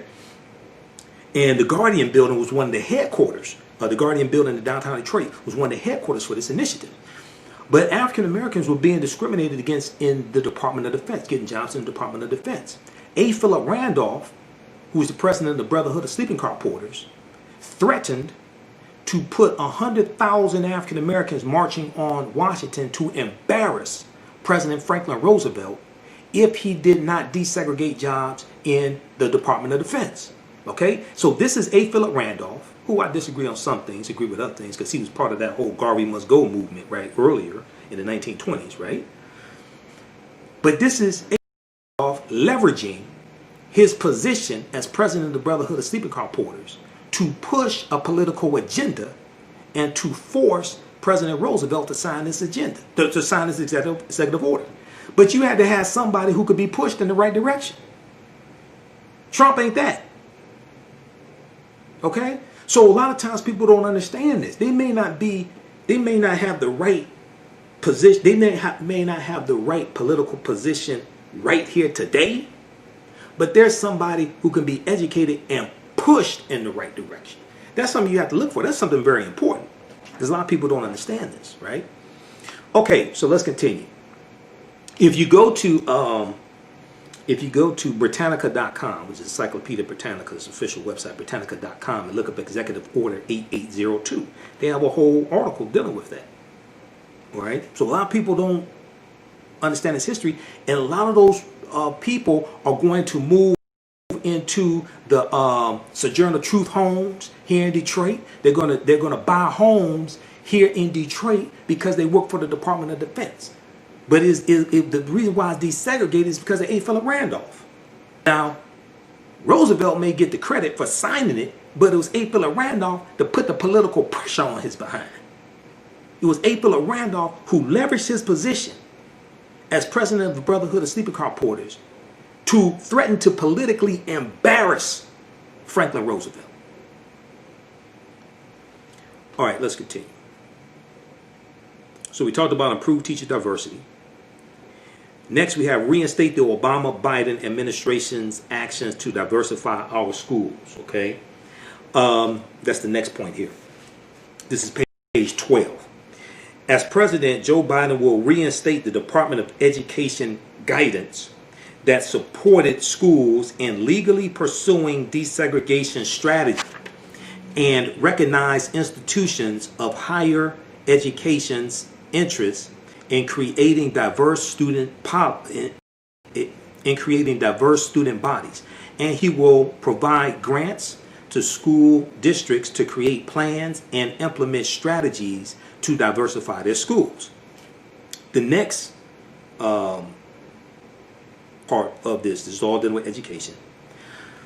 Ensure that African American students are not inappropriately identified as having disabilities, while also ensuring that African American students with disabilities have the support to succeed. So this is in bold type, okay? Then they go on to explain this. African American students are 40% more likely to be identified as having any disability and twice as likely to be identified as having certain disabilities. Okay, let me repeat that. African Americans are 40% more likely to be identified as having disability and twice as likely to be identified as having certain disabilities, such as emotional disturbance and intellectual disabilities. The Obama-Biden administration issued regulations to address racial disparities in special education programs, including disproportionate identification. The Trump administration attempted to legally delay the Biden administration's regulation. Joe Biden will fully implement this regulation and provide educators the resources that they need to provide students with disabilities and high-quality education by fully funding the Individuals with Disabilities Education Act, IDEA, Individuals with Disabilities Education Act. All this deals with policies. All this deals with laws. Politics is the legal distribution of scarce wealth, power, and resources, and the writing of laws, statutes, ordinances, amendments, and treaties, their adoption and enforcement. This is what politics is. Politics impacts every aspect of our lives, okay? Politics is the legal distribution of scarce wealth, power, and resources and the writing of laws, statutes, ordinances, amendments, and treaties, the adoption, interpretation, and enforcement. When you read Article 6 of the U.S. Constitution, Article 6 clearly tells you that the U.S. Constitution and all of the previous treaties and all of the subsequent treaties are the supreme law of the land. So we don't understand law. Many of us don't understand law, history, treaties, things like this. It's right there in the U.S. Constitution. But I speak all across the country. Most of us haven't read it. I'm like, go to loc.gov, Library of Congress website, loc.gov. You can read the U.S. Constitution there. Also archives.gov. Read the U.S. Constitution as well, okay? And then, this is a good book to have, The Declaration of Independence and Other Great Documents of American History. The Declaration of Independence and Other Great Documents of American History, 1775 to 1865. This is about $2. So it's from Dover Books. That's the publisher. So this has the Declaration of Independence, the Gettysburg Address, the U.S. Constitution, all of that in here. All right, let's continue here. So how's everybody doing? Everybody share this broadcast on your social media platforms. We're on Facebook fan page, The African History Network. The African History Network, also on my YouTube channel, Michael Imhotep, Imhotep. If you'd like this type of information, you can donate to the African History Network through Cash App, $ the AHN Show through Cash App, $ the AHN Show through Cash App, also through PayPal, paypal.me/the AHN Show, paypal.me/the AHN Show, and at our website, AfricanHistoryNetwork.com, AfricanHistoryNetwork.com also, okay?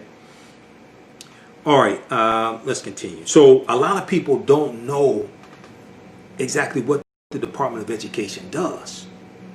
One of the things the Department of Education does is they chronicle and investigate sexual assaults on college campuses. We just saw the change in dealing with sexual assaults that Betsy DeVos made. Who is one of the Betsy DeVos is totally unqualified to be Secretary of Education. This is one of the dumbest ass women I've ever seen in my life. And if you watched her U.S. Senate confirmation hearings, you know what I'm talking about. She was clueless about education. But the reason why she was nominated by Trump is because she was a big donor to his campaign. And she's fulfilling his agenda. Okay? Because one of the things that Betsy DeVos has done as Secretary of Education is relaxed restrictions that the Obama administration put on for-profit colleges. Because under the Obama administration, they shut down a lot of for-profit colleges like Corinthian College and ITT Tech.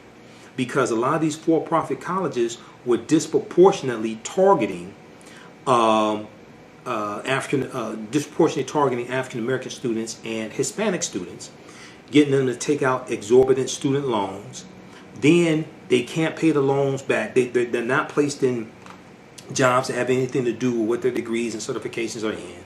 Can't pay the loans back, end up defaulting on loans, things like this, right? So Betsy DeVos comes along, and keep in mind, she was nominated by a guy who ran a fake university called Trump University. And what they do is they relax these restrictions that were put on these for-profit colleges and reverse a lot of what the Obama-Biden administration did when it came to education. Okay? So after we get through, this is week 2, after we go through all 6 parts of Biden's policies for African Americans, then what I'm going to do is we'll go through and we'll look at all of the cabinet positions in the president's cabinet, which deals with the different departments: Attorney General, the Secretary of Education, Secretary of Agriculture, which is Sonny Perdue, administration, the Energy Department, Labor Department, all those things. All that stuff impacts us also. Consumer Financial Protection Bureau, all those things impact us as well. A lot of us just don't know how. Okay? So, stay tuned for that. All right, let's continue here. Okay, so ensure that African American students are not inappropriately identified as having disabilities, while also ensuring that African American students with disabilities have the support to succeed. Okay, so we dealt with the details on that. Next, address the African American student debt crisis. This is huge, huge. The student debt burden has a disproportionate impact on African Americans. A typical bachelor's degree has about $16,000 in debt. The typical degree graduate has about $16,000 in debt compared to $23,400 for African American students. According to a recent Brookings Institution study, African Americans graduating with a 4-year degree are 5 times more likely to default on their student loans than white students. African American students are 3 times more likely to default on their student loans than white student borrowers. Okay, African American students are 3 times more likely to default on their student loans than white student borrowers. The inequitable burden of student loan debt contributes to the stark racial wealth gap that exists in society. Biden's plans to address student loan debt will alleviate student debt burdens by, then they go through 1, 2, 3, 4, 5, 6. They list 6 bullet points. We'll get to some of that very quickly. And JT, do me a favor, cue up the second clip. I'm gonna go to that second clip before we run out of time here. Okay. If we go last week, I talked about blackenterprise.com had a good article. Black women lose out over $1 million in their careers thanks to the wage gap. Black women lose out over $1 million in their careers to the wage gap. This ties into Black women's equal pay day. Okay, the average African American woman has to work 20 months to make the same amount of money that the average white male makes in 12 months. The average African American woman makes 61 cents for every white male makes. Expressed another way, and it's laid out here in this article, an African American woman will lose out on $946,120 over a 40-year career if she continues to make 61 cents on the dollar that every white man earns due to the wage. Analysis by the National Women's Law Center shows this is real money. The average African American woman loses $1 million in earnings over a 40-year career. Expressed another way, quote, assuming she and her white non-Hispanic counterpart began work at age 20, an African American woman would have to work until she is age 86 to catch up to what a white non-Hispanic man has been paid by age 60. What happens is because of that wage gap, and the African American men also experience something similar to this. African American men make about 79 or 80 cents for every $1 that the average white male makes. When it comes to paying student loans, guess what? You're making less money, but you got to pay back more money in student loans on average. Okay, so if we look at this, the typical bachelor's degree graduate has about $16,000 in debt compared to $23,400 for African American students. So you're making 79 cents or 61 cents for every dollar that the average white male makes, but you're paying back more in student loan debt, which takes away money that you can use to buy a house, buy a car, put in savings, start a business, etc. Okay? So this is real. This is an example of understanding how policies, etc., impact every aspect of our lives. This ties directly into economics, our economic condition, wealth creation, etc. So read the article from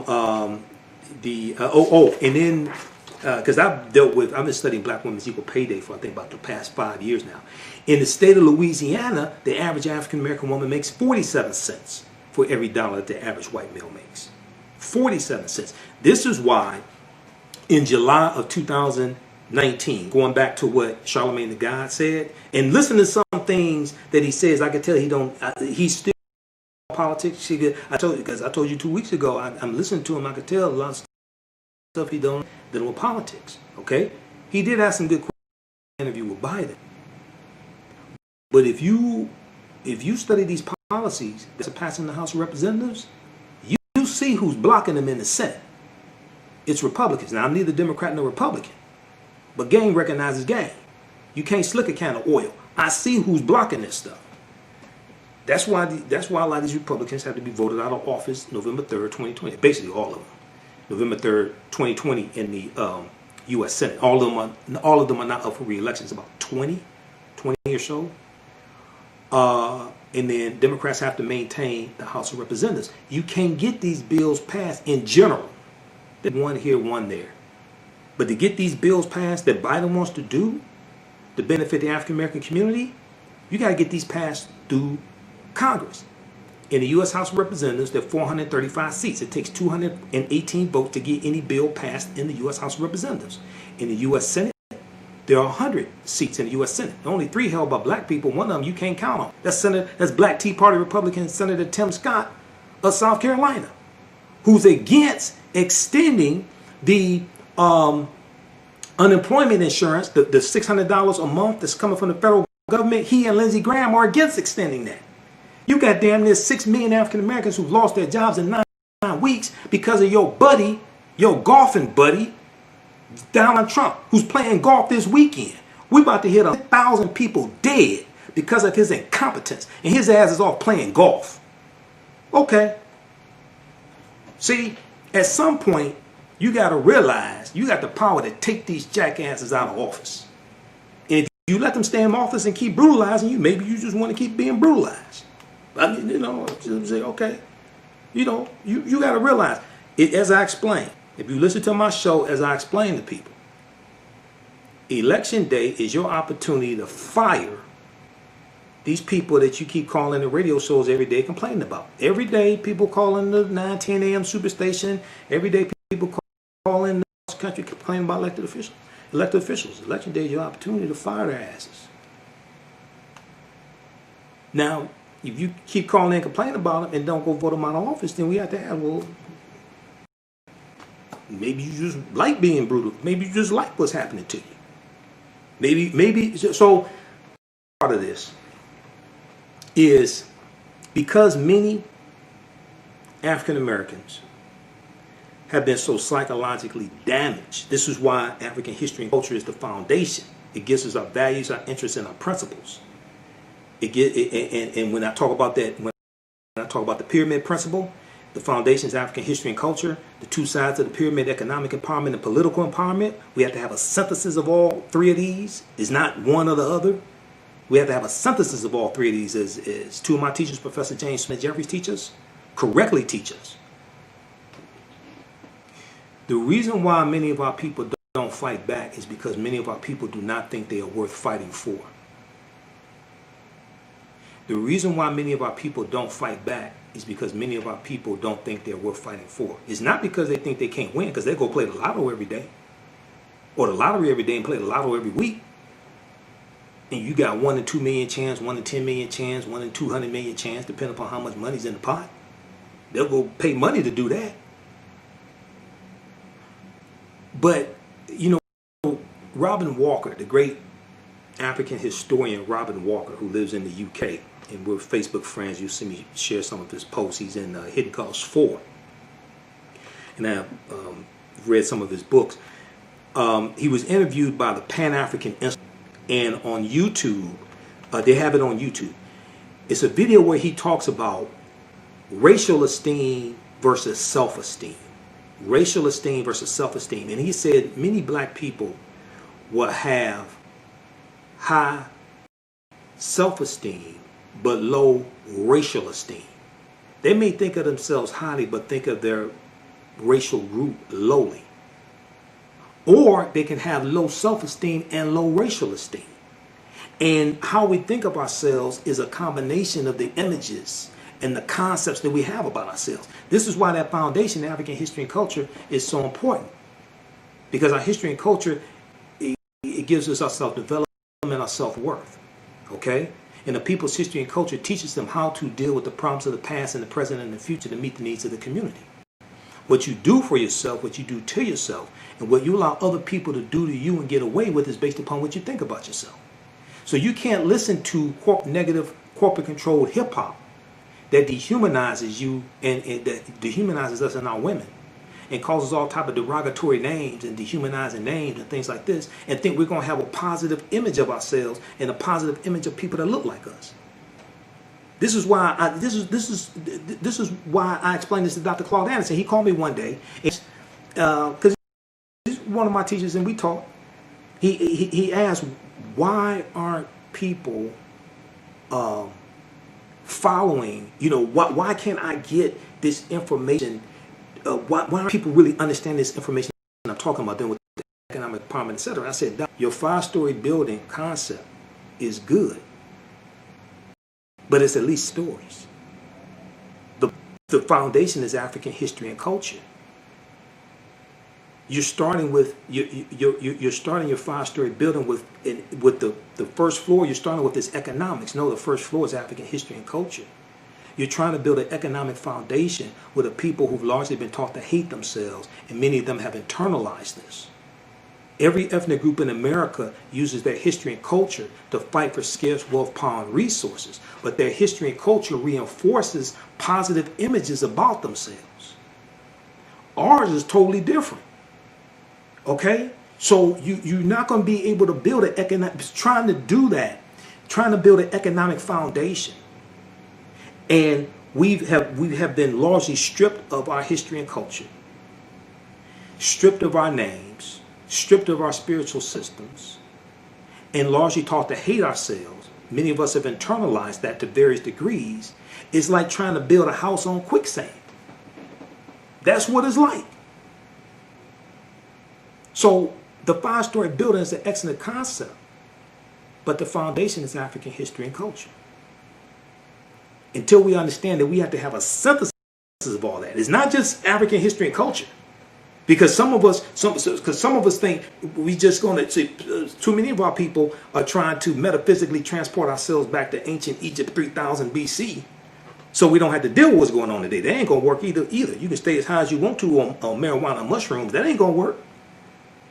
So we have to have a synthesis. History and culture, the economic empowerment, as well as the politics, they all work together. It's not an either or. But we have to understand this. My background is in dealing with all three of them. That's why I understand it. It's not what I saw in documentaries or read in books. It's from experience. All right. Even though I'm in 7 documentaries and read many books. Okay. Okay. So, all right. Let's go to this clip here. Okay. So what we're going to do, I want to go, hey, Jake, we have clip 2 queued up. Clip 2 deals with the update. Yep. Okay. So I want to go to this clip here before we run out of time on Nine Nation. We're going to continue on my social media platforms after the top of the hour for a little bit longer. See how much energy I have left. Who knows? Who knows what evil lurks in the hearts of men? The shadow knows, right? I'm always show buff also. But anyway, I want to go to this clip here. We have updated in the Ahmad Arbery case. Okay.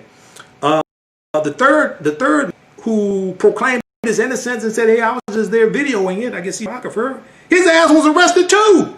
Let's go to this clip. Breaking news tonight in the Ahmad Arbery case. William Roddy Bryan has been arrested on felony charges of murder and criminal attempt to commit imprisonment. You might remember Bryan because he was the man who filmed the brutal shooting of Arbery near Brunswick, Georgia, back in February. Arbery was out for a run, according to his family. He was chased down, shot, and killed by 2 white men, Gregory McMichael and his son Travis McMichael.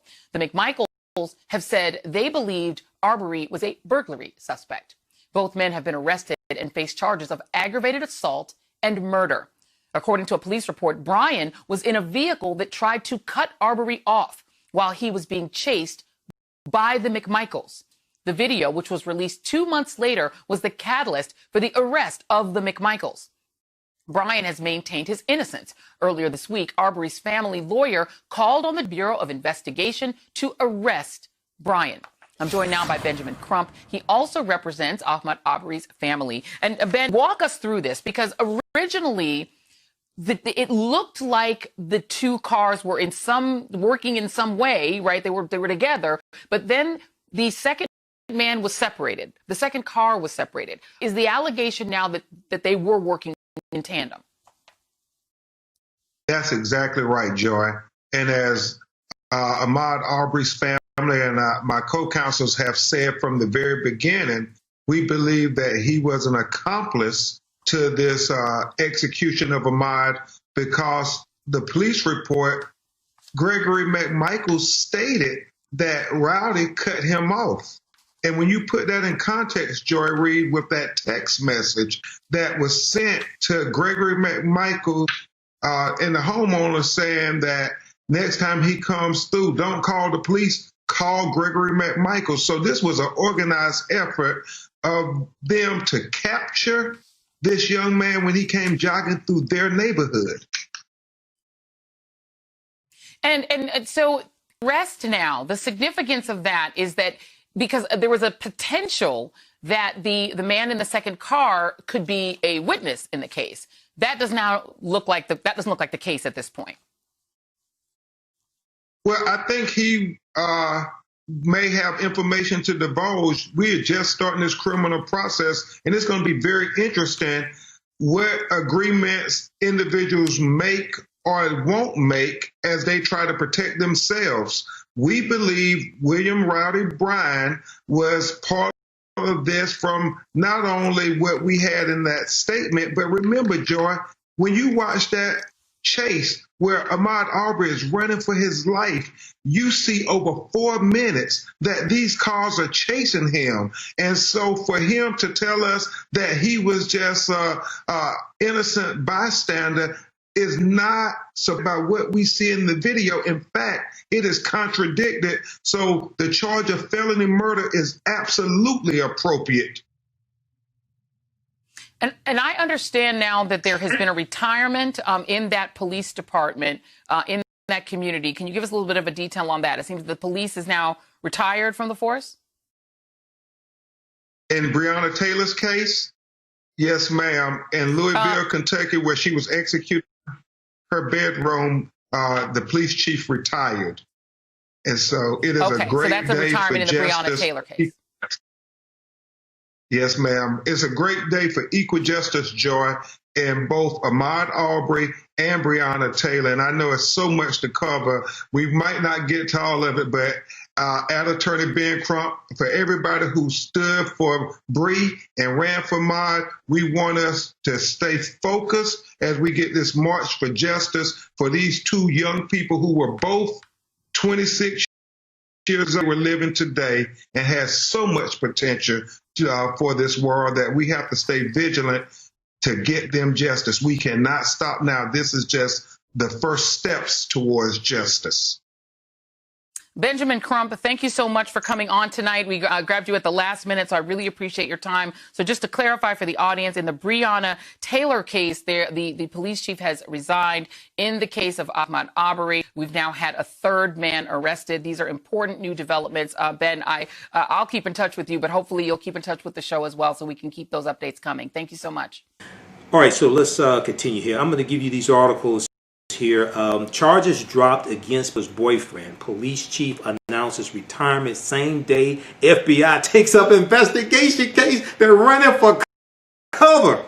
They know it's a cover-up going on. They're running for cover. AtlantaBlackStar.com. AtlantaBlackStar.com has some really, really good articles, okay? And NBC News reported on this, all the news outlets. A Louisville prosecutor recommended charges be dropped against Kenneth Walker, who was charged with attempted murder after he shot a police officer during the botched raid that resulted in the death of his girlfriend, Brionna Taylor. Commonwealth attorney Tom Wine, W-I-N-E, and let me post this article here. Commonwealth attorney Tom Wine announced his decision on Friday, May 22nd, a day after police Conrad abruptly retired and the FBI announced it would investigate the death of Brionna Taylor. Okay, because when these local police chiefs know when the FBI comes in and investigates, a lot of this stuff that they've been hiding, they're going to find. So they're running for cover. Okay? And I have some, legitimate issues with the FBI, but a lot of times when they come in and do their investigations, it's more thorough than like what the local police did. Commonwealth's attorney Tom Wine said during a press conference, quote, I believe that additional investigation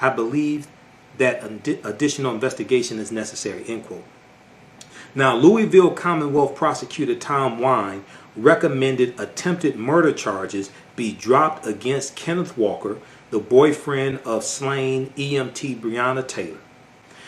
Conrad revealed his retirement plans in a letter to his staff on Thursday, per the Courier Journal, the local newspaper there, the Courier Journal.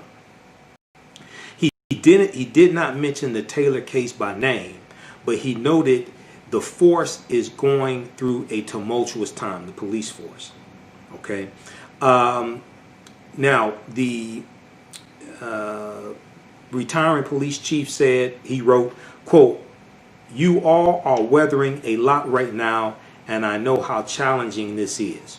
Approach this as we approach all of our struggles as a team. Look out for each other, show compassion to the community, even when it might not be shown to you, and remember what a privilege this job is, end quote. Now, Louisville Mayor Greg Fisher, Louisville, Kentucky. Louisville is where Muhammad Ali is from also. Louisville Mayor Greg Fisher sang Chief Conrad's praises following the announcement. All right, you can read that also.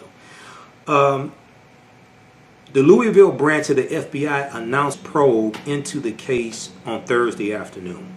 Quote, the FBI will collect all facts and evidence and will ensure that the investigation is conducted in a fair, thorough, and impartial manner, end quote, the Bureau tweeted. Okay, Conrad's last day, blah, blah, Taylor, okay, so we know she was shot 8 times. Brionna Taylor died in March after officers stormed her apartment in search of reputed drug dealer Jamarcus Glover, Jamarcus, Jamarcus Glover.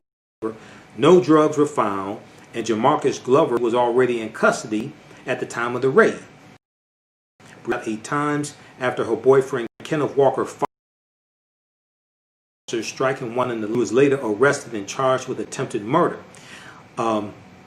Walker's defense, Kenneth Walker's defense, her boyfriend, Kenneth Walker's defense team claimed he mistook the officers for burglars because they did not announce their presence before breaking down their door with a battering ram. Also, he was legally armed. His gun, his gun was registered. It was legal, and he's defending his castle, defending his woman. Okay. They said, and it was at least 3 neighbors said they did not hear the police identify themselves before they broke in, and these were plainclothes police officers. Now, to date, and somebody correct me if I'm wrong, I don't think the National Rifle Association, who is supposed to advocate for the rights of gun owners, I don't think they've come out in support of Kenneth Walker. Okay, I haven't seen any statements from the National Rifle Association. Okay, Wayne LaPierre, of the head of the National Association, I think it's Wayne LaPierre, I think is his name, if I remember correctly. Before, a couple years ago, he said the solution to a bad guy with a gun is a good guy with a gun. They haven't come out in support of Kenneth Walker. I haven't seen anything coming out of them putting out statements in support of Kenneth Walker, a legal gun owner, defending his home from intruders, what he thought were intruders. The National Rifle Association is really a lobbying arm for the gun manufacturers, not for the gun owners. They're really a lobbying arm for the gun manufacturers, a lobbying entity for the gun manufacturers. Okay, so read the rest of this here. This is from AtlantaBlackStar.com. Really, really good article. So let's continue here.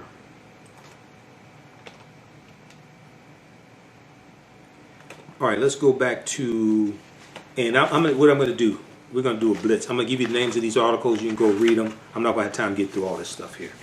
Hold on. Dealing with coronavirus. We're going to come back to Joe Biden. We'll go back to Biden's policies here, dealing with education. NBCnews.com, new weekly figures show almost 40 million people lost their jobs since the pandemic. It's actually 38.6 million people in 9 weeks, about 6 million African Americans.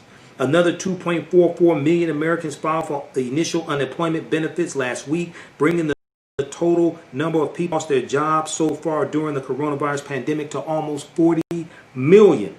The weekly figures released Thursday, May 21st by the Department of Labor come amid a slew of bankruptcies and as more companies announce layoffs. Hertz Rental Car just announced they're going bankrupt. They laid off 12,000 people. Hertz announced they're going bankrupt. You have a number of corporations that have announced.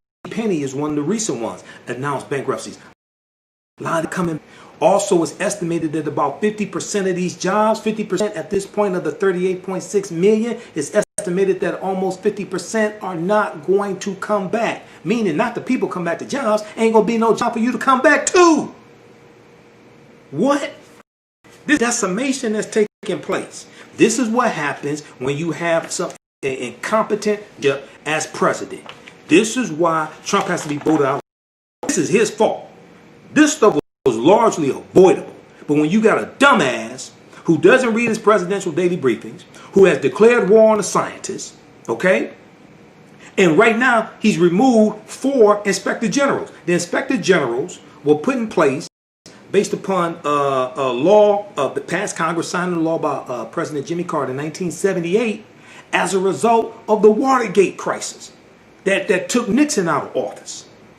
And the inspector generals are there to be independent investigators. Trump is replacing inspector generals with his cronies.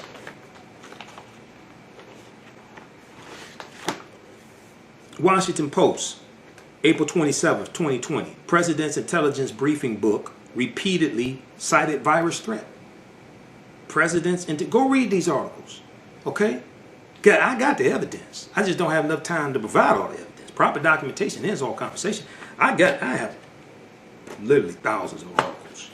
I'm looking at 300 right here. Okay. President's intelligence briefing book repeatedly cited virus threat. April 27, 2020. For weeks, FOR. For weeks, the PDB, President Daily Briefing. Not to be confused with BBD. Okay. Or OPP. But this. For weeks, the PDB, as the report is known, traced the virus's spread around the globe, made clear that China was suppressing information about the contagion's transmissibility and lethal toll, and raised the prospect of dire political and economic consequences. There was just an article this past week, I think it was New York Times, that talked about how challenging it is to explain this information to Trump. And they got to put together charts and graphs and make sure this stuff is short, because he has a short-ass attention span. Come on. What the hell do you have to lose? Everything. Your job, your house, your life, your family, your health insurance, your sanity. What the hell you have to lose? Everything. But the alarms appear to have failed to register with the president, Donald John Trump, who routinely skips reading the presidential daily briefing and has at times shown little patience for even the oral summary he takes 2 or 3 times per week, according to the officials, who spoke on the condition of anonymity to discuss classified material. The advisories being relayed by U.S. spy agencies were part of a broader collection of worrisome signals that came during a period now regarded by many public health officials and other experts as a squandered opportunity to contain the outbreak. It didn't have to come to this. This was largely avoidable if you had somebody competent as president, but we don't. We got a jackass who's out playing golf while we reach almost 100,000 mark and people dying. So read the rest of this article. This is from Washington Post, written by Greg Miller, April 27, 2020. April 12, 2020. Signs missed and steps slowed in Trump's pandemic response. This is from the Associated Press. APnews.com. Signs missed and steps slowed in Trump's pandemic response. By the time dumbass Donald Trump, who I refer to affectionately as Dumb Donald, sometimes I call him Lucifer in the flesh because he is, I think. But, you know, I'm biased, okay? I warned you about his ass in 2016. I told you how incompetent he was. By the time Donald Trump first spoke publicly about the coronavirus, it may already have been too late. Now remember, February 28th, his dumbass was in South Carolina doing a campaign rally, and he called coronavirus the Democrats' new hoax. This is February 28th. Interviewed at Davos, a gathering of global elites in the Swiss Alps, Donald Trump on January 22nd played down the threat posed by the respiratory virus from China, which had just reached American shores in the form of a solitary patient in Washington State. Dumbass Donald Trump told CNBC, quote, "We have it totally under control. It's one person coming in from China, and we have it under control. It's going to be just fine." Oh, so much for that one. In the 11 weeks since that interview, the coronavirus has reached every corner of the globe. It has infected more than 500,000 Americans and killed at least 20,000. Now, this is back then. This came out April 12th. It's killed almost 100,000 now. It has rewritten the rules of society, isolated people in their homes, closed schools, devastated the economy, and put millions out of work. Almost 40 million. This fool said we have it totally under control. Oh, so much for that one. This one here, April 11th, 2020, New York Times. He could have seen what was coming. Behind Trump's failure, he's too stupid to see. He could have seen what was coming behind Trump's failure on the virus. And examine. Now, this is an extensive article. I printed this out. This is 16 pages, New York Times. I got all this stuff. Okay? I just don't have time to get through this. Okay? So go read these articles. This is an example of how elections have consequences. This is an example of how the 2020 election is literally about vote or die. The 2020 election is literally about vote or die. Okay, I'll keep going. An examination reveals Donald Trump, the prick calling him president. I don't like calling him president unless I'm reading an article. Okay, to me he's a fake president, but you know, whatever. An examination reveals that Donald Trump was warned about the potential for a pandemic, but that internal divisions, lack of planning, and his faith in his own instincts led to a halting response. This is this jackass's fault. Quote, "Any way you cut it, this is going to be bad," end quote. A senior medical advisor at the Department of Veterans Affairs, Dr. Carter Metcher, wrote on the night of January 28th in an email to a group of public health experts scattered around the government and universities. Quote, "The projected size of the outbreak already seems hard to believe," end quote. But there were warnings going back to November and December that Trump ignored. A week after the first coronavirus case had been identified in the United States, and 6 long weeks before Donald Trump finally took aggressive action to confront the danger the nation was facing. How many tweets did he do in that 6-week period of time? This fool tweets like that's his job. He tweets like he tweets like he has a full-time job tweeting. And 6 long weeks before Donald Trump finally took aggressive action to confront the danger the nation was facing, a pandemic that is now, at the time, this came out April 11th, 2020, a pandemic that is now forecast to take tens of thousands of American lives. We almost at 100,000.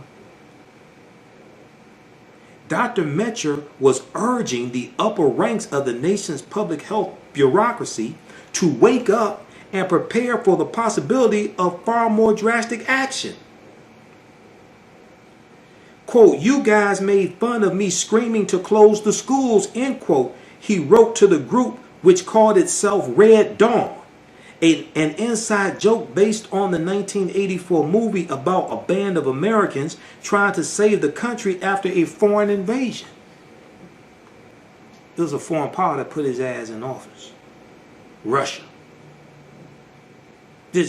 We still haven't figured out the 2016 election. I told you what was going on there because I read the CrowdStrike report and the Fidelis report like in July 2016. So I knew what was behind this.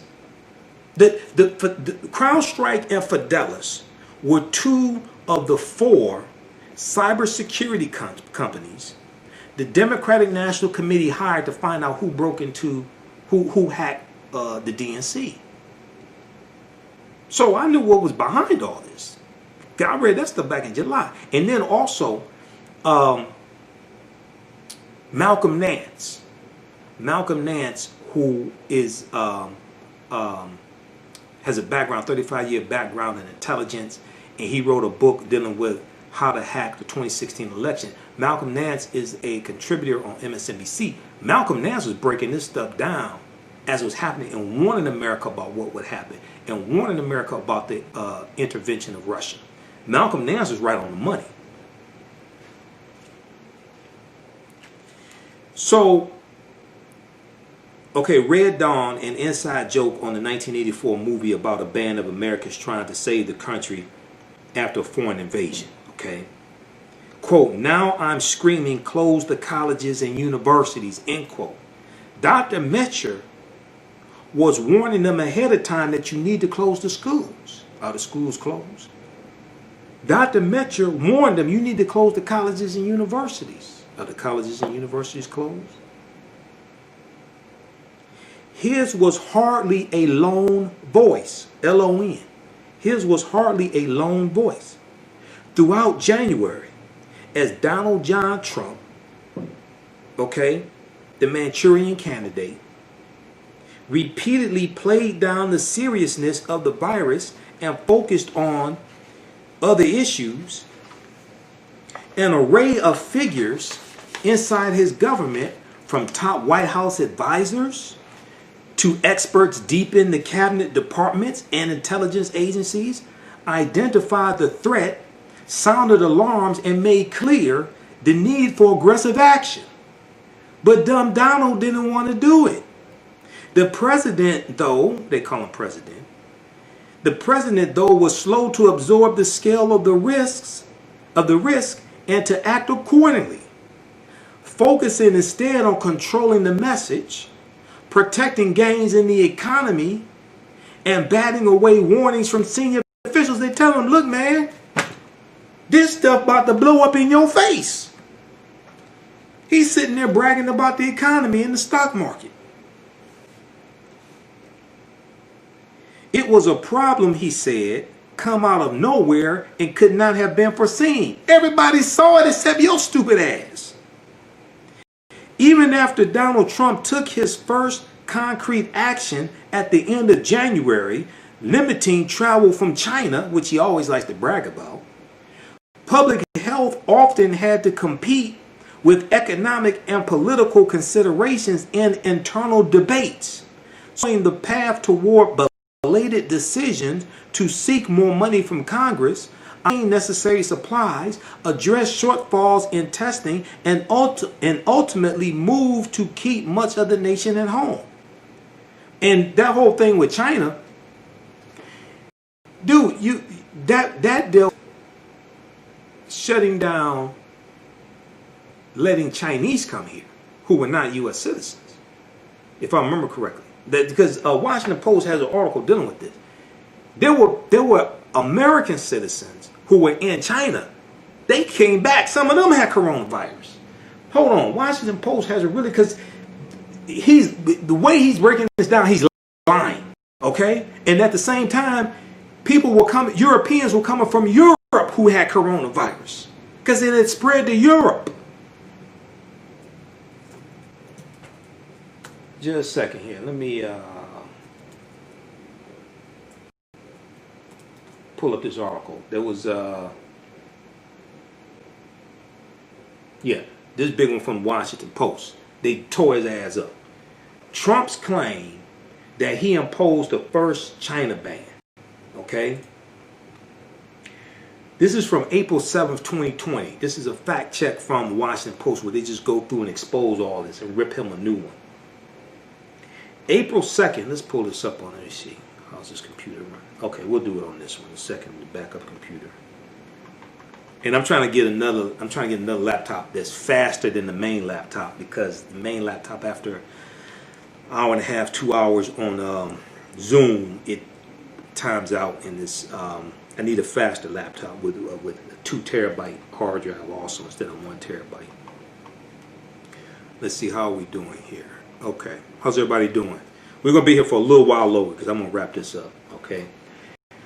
April 2nd, 2020, Donald Trump cut off China very early.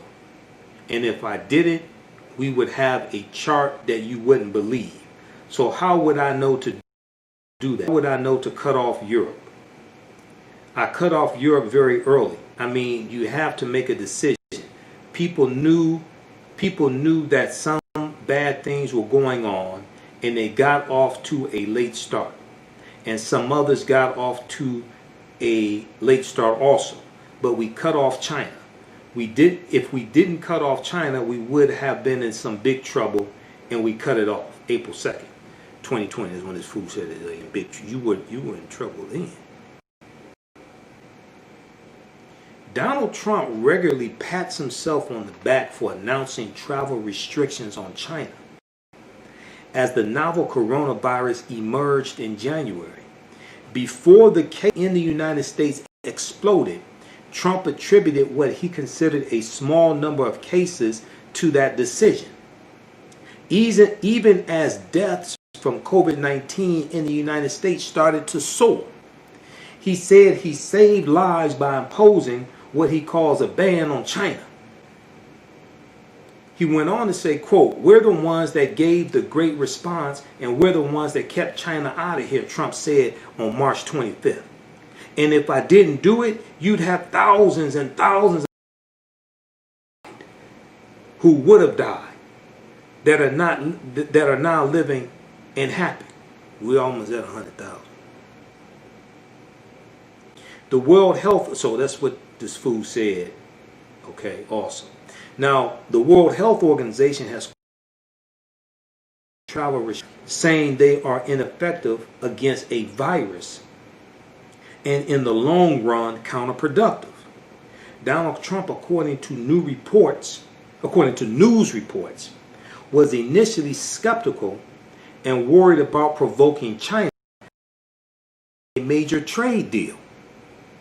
But his national security and public health experts convinced him that the move would buy time to put in place effective prevention and testing measures. The government then bungled the testing rollout, but that's another story. They just screwed this. I told you before, this is the little rascals and the Three Stooges running the government. We ain't never seen no competition. You say what you want to about President Obama. I disagree with some policies. Oh, he ran the government butt better than this. Oh, this is when it happened under President Obama. Well, number one, he can read. Number two, he reads his presidential daily briefings. He read his presidential daily briefings, right? Three Stooges and the little rascals run the government. Now, in Trump, he took bold action ahead of others. Quote, when I did China, it had never been done before. Okay? I was the first one to do it. Not quite. Here's what the record shows. They break down the facts. The Center for Disease Control and Prevention, the CDC, on January 21st, 2020, announced a travel-related case of novel coronavirus in the United States. Donald Trump unveiled his plan 10 days later, making the restrictions effective February 2nd. On January 17th, 2020, begun health screenings of passengers on direct or connecting flights from Wuhan, China, the epicenter of the outbreak. Donald Trump barred non-U.S. citizens from traveling to China. Non-U.S. citizens from traveling from China. Donald Trump barred non-U.S. from traveling from China. But there were 11 exceptions. And Hong Kong, Macau, M-A-C-A-O, Taiwan were not included in being barred. And permanent residents could still travel from, but were subject to screening and possible 14-day quarantine. So when you're screened, it shows if you could have encountered it, the virus large enough in your system to be detected, and you may not have any symptoms yet. It may develop 2, 3, 4 days, 10 days after you go through the screening. U.S. citizens and permanent residents could still from China, but subject to screening and possible 14-day quarantine. Some flights were immediately suspended, but others continued for weeks at the discretion. Some analysts at the time predicted that Trump's action would be ineffective at preventing the virus from taking hold in the United States. Now, Jennifer Nuzzo, N-U-Z-Z-O, who's an associate professor and senior scholar at Johns Hopkins University Center for Health Security, at a congressional hearing on February 5th said, quote, "All of the evidence we have indicates that travel restrictions and directed at individual countries are unlikely to keep the virus out of our borders," end quote. Now, Ron Klain, K-L-A-I-N, Ron Klain, K-L-A-I-N, who was the Ebola czar in the Obama administration, and you see him oftentimes on MSNBC, interviewed on MSNBC. He's a contributor to MSNBC. He said, quote, "We don't have a travel ban. We have a travel band-aid right now. We don't have a travel ban, B-A-N. We have a travel band-aid right now." He added that monitoring everyone carefully, quote, "is the only practical thing we can do," end quote. Now, the New York Times calculated that at least 430,000 people in the United States on direct flights from China since January 1st. The New York Times calculated that at least 430,000 people arrived in the United States on direct flights from China since January 1st, 2020, including nearly 40,000 in the 2 months after Trump imposed restrictions. So these restrictions didn't do anything. That didn't mean anything. Moreover, screening proceedings of travelers from China have been uneven and inconsistent, the New York Times reported. In any case, the United States certainly was not the first country by a long shot. The Washington Post reviewed a list of country actions maintained by the Council of Foreign Relations and cross-checked with official announcements. 6 countries imposed travel restrictions even before the World Health Organization declared a global health emergency on January 30th, 2020. Another 6 countries announced travel restrictions that same day, followed by 11 countries besides the United States announced a restriction January 31st, 2020. Go through, read the rest of this. This fool, I almost called him something else. This fool just sitting up there lying his ass off. He's just lying. Okay? Trump's claim that he imposed the first China ban. No, he didn't. And there was still 430,000 people still came in from China the 2 months after you put the quote-unquote China ban on. After you imposed the China ban. Man, get the hell out of here. Okay? Read this article from the Washington Post. We're going to post it here on the thread of the broadcast. Okay, see, this is an example of how elections have consequences. A lot of people can't every nuance and every day to day. This is what I do. That's how I know where to go to get the information. I already read it. All right, let's continue here. Okay, so read this other article from New York Times. He could have seen what was coming. Okay, see, this is all stuff I've got printed up and read. I do research.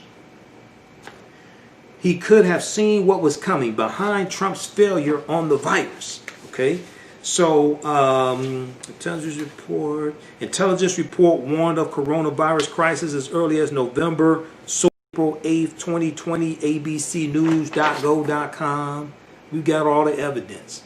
This fool has massive blood on his hands. Okay, this is the most incompetent son of a bitch I've ever seen in my life. And we off 9:10 a.m. so I can tell you what I really feel. This motherfucker right here, this the most incompetent son of a bitch I've ever seen in my life. All right, wouldn't piss on his ass if he was on fire. I'm telling you, I have no respect for him. All right, let's continue. We got this intelligence report. President signs stop. So we got through all those. I gave you those. Read that. Oh, last one. Didn't give you this one. March 19th, 2020. New York Times. Huge article from New York Times. Before virus outbreak, a cascade of warnings went unheeded. Before virus outbreak, a cascade of warnings went unheeded. Government exercises, including one last year, made clear that the U.S. was not ready for a pandemic like the coronavirus, but little was done. This is the most incompetent ass administration I've ever seen. All right, in the U.S. Okay, so read those. That's enough to keep you busy till next week, next Sunday. All right? That's enough to keep you busy.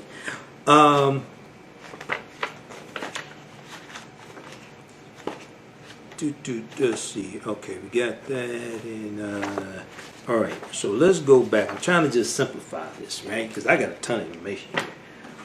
All right, I got enough information to go to next Sunday's show. I mean, literally, this is all. I mean, this is all research right here. This ain't no Oprah, Gayle, Jada Pinkett Smith bullshit. This is all politics. This is all law, policy. Coronavirus. Why the second wave of the 1918 Spanish flu was so deadly. This is all dealing with the Spanish flu pandemic of 1918. This is a number of different articles dealing with that stuff here. This is the type of stuff I deal with. All that simple Simon ass nonsense. I don't have time for that. Okay.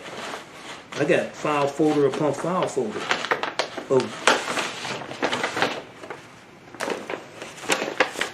articles, research. This is stuff that I was looking at. Oh, this deals with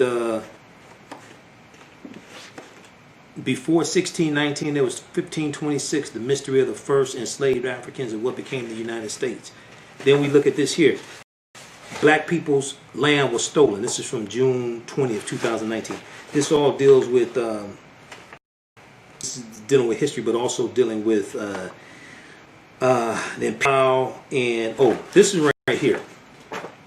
I've talked about this before. Everybody read this because this also ties into how Attorney General William Barr, an Attorney General, is nominated by the President and confirmed by the U.S. Senate. Attorney General William Barr is at odds with progressive DAs, especially progressive African American DAs that were elected by the people, right? Which article is this? Prosecutor sues her own city under a law passed to fight the KKK. This deals with the Ku Klux Klan Act of 1871, which is one of the 3 enforcement acts passed from 1870 to 1875 during Reconstruction. A battle, but this is from January 13th, 2020. I deal with in my lecture that I did in February dealing with does an amendment give you the right to vote? Does an amendment give you the right to vote? Because nowhere in the U.S. Constitution does it explicitly give anyone the right to vote. The 15th Amendment of 1870 that was ratified February 3rd, 1870, And we know this year is the subsequent centennial, the 150th anniversary of the 15th Amendment, which guaranteed the right to vote to African American men. But nowhere in the U.S. Constitution does it explicitly give anyone the right to vote. Right? A battle between St. Louis's first African-American top prosecutor and the city's largely white legal establishment escalated this week, with the prosecutor suing her opponents under a little-used federal law based in the wake of the Civil War to stem violence from the Ku Klux Klan. Kimberly Gardner, African-American female prosecutor there in the St. Louis area. Kimberly Gardner, the St. Louis Circuit Attorney, accused city officials, the local police union, and a special prosecutor of a, quote, racially motivated conspiracy to deny the civil rights of racial minorities, end quote, by interfering with her efforts to crack down on police misconduct and to institute changes in the city's criminal justice system. This is New York Times. Prosecutor sues her own city under a law like the KKK. His citation dealing with in February, dealing with the 150th anniversary of the 15th Amendment, and understanding that an amendment does not give the right to vote. Because when you read the 15th Amendment, it's in two parts. Go to loc.gov, Library of Congress website, read the U.S. Constitution. This goes back to the Constitution, right? It says it protects or guarantees the right to vote. But nowhere in the U.S. Constitution does it explicitly give anyone the right to vote. All right, let's continue. Okay, so let's go back to Biden. Okay, let me see. Hold on. Let me look at the rundown of tonight's show and look at the topics. Okay, we dealt with 38.6 million people unemployed. We were talking about that. NBCnews.com. New weekly figures show almost 40 million people lost their job since the pandemic. You saw that I posted articles about that on our Facebook fan page, the African History Network. While the month of May still represents a staggering total of job losses, the number of unemployment benefit claims has been in gradual decline, after hitting a peak of 6.8 million for the week ending March 28th. Okay, we know the current unemployment of 14.7% is the worst since the height of the Great Depression, when it hit 24.9%. Unemployment rate of 14.7% is the worst since the Great Depression. Donald Trump said he was going to take the economy to places you've never seen before. He was right. He's driving it into the ground.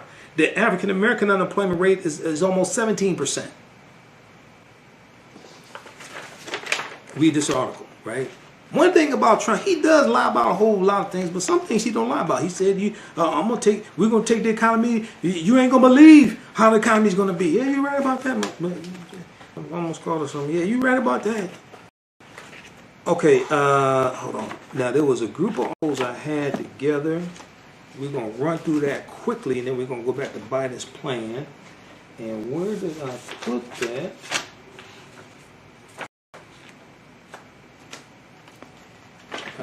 Hold on. There was it's a group of articles I had on coronavirus,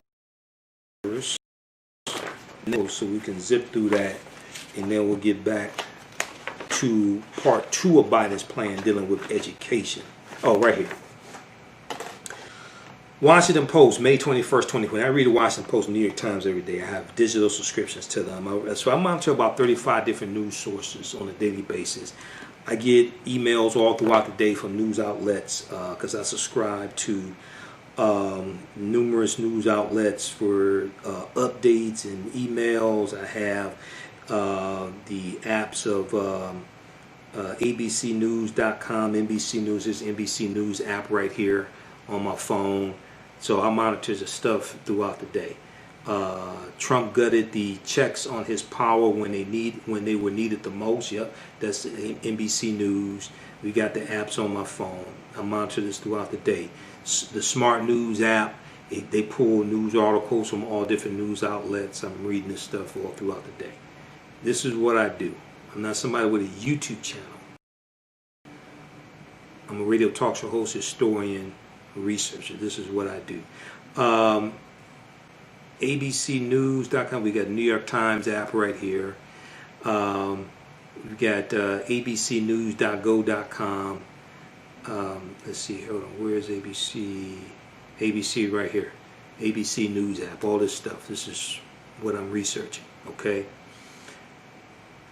And then tunein.com, because I listen to when I'm not in the office and I'm listening to MSNBC through the TuneIn app. So you can listen to MSNBC through free. Download the TuneIn, TuneIn, download the TuneIn app. You can listen to MSNBC for free. So if you don't have cable, you can listen to MSNBC right here. Okay, you can listen to MSNBC right here. Listen all when I'm traveling across the country, when I'm out traveling around in Detroit, I'm listening to MSNBC. All right, and then we know on 9:10 a.m. the Superstation WFDF, Monday through Friday, 1 p.m. to 4 p.m. Eastern Standard Time, you can listen to Keeping It Real with Reverend Al Sharpton, his nationally syndicated radio show. I listen to his show when I'm listening to MSNBC. A lot of times in the car, if I'm in the car, I have 9:10 a.m. the Superstation on the radio, the car radio, and I listen to MSNBC through my Bluetooth earpiece. I listen to them at the same time. So this is what I do. All right, social distancing a week earlier could have saved 36,000 American lives, study says. This just came out May 21st, 2020, Washington Post. On March 8th, it was... On March 8th, it was mostly business as usual in the United States as the LA Lakers faced the LA Clippers in a much anticipated Los Angeles basketball matchup. Senator Bernie Sanders, independent from Vermont, rallied. I'm not going to get into Bernie Sanders running on the Democrat as a Democrat for president, but he's really an independent. When he goes back to the Senate, he's going to be independent again. He's not going to be a Democrat like in 2016. But we ain't gonna talk about that. I like Bernie, but we ain't gonna do it. Cause gang recognizes gang, Bernie. Come on now. We ain't gonna talk about that. Okay, so Senator Bernie Sanders, independent from Vermont. Go to Senate.gov. Every U.S. senator has a page at Senate.gov. It tells you the committees they're on. It tells you their political affiliation. Go to Bernie Sanders. It consistently says independent Vermont. Rallied before a packed crowd in Michigan. Senator Bernie Sanders rallied before a packed crowd in Michigan. In Miami, thousands squeezed into the beach for a massive dance party with 500 coronavirus infections reported nationwide at the time. 500. Good old days. We're talking about March 8th. 500 coronavirus infections reported nationwide at the time. It seemed like a distant threat. So if we look at Johns Hopkins University, we look at Argus.com, ARCGIS.com. We see nationwide, America is at about 1.6 million reported cases, almost 100,000 reported deaths. Okay, and March 8th, 2020, we had 500 coronavirus reported cases. But by the following Sunday, the nation had entered a different universe. Okay? By the following Sunday, the nation had entered a different universe. 2,000 confirmed cases, dozens of deaths, and shutdown orders in Illinois, Ohio, and New York City, among other parts of the country. What if those sweeping measures imposed by March 15th, a federal warning against large gatherings, health screenings at airports, states of emergency declared by governors and mayors, what if all that had been announced a week earlier? New research from Columbia University epidemiologists offered one possible answer this past Wednesday. If the same kind of social distancing had been in place 7 years earlier, their study found the United States could have prevented 36,000 deaths through early May, about 40% of fatalities reported to date. Quote, if you don't take steps to fight the growth rate aggressively, you get much worse consequences, Jeffrey Shaman, an environmental health sciences professor who led the study, told the Washington Post. His team's analysis used infectious disease modeling to examine the spread of the virus from March 15th, when people nationwide began staying home, until May 3rd.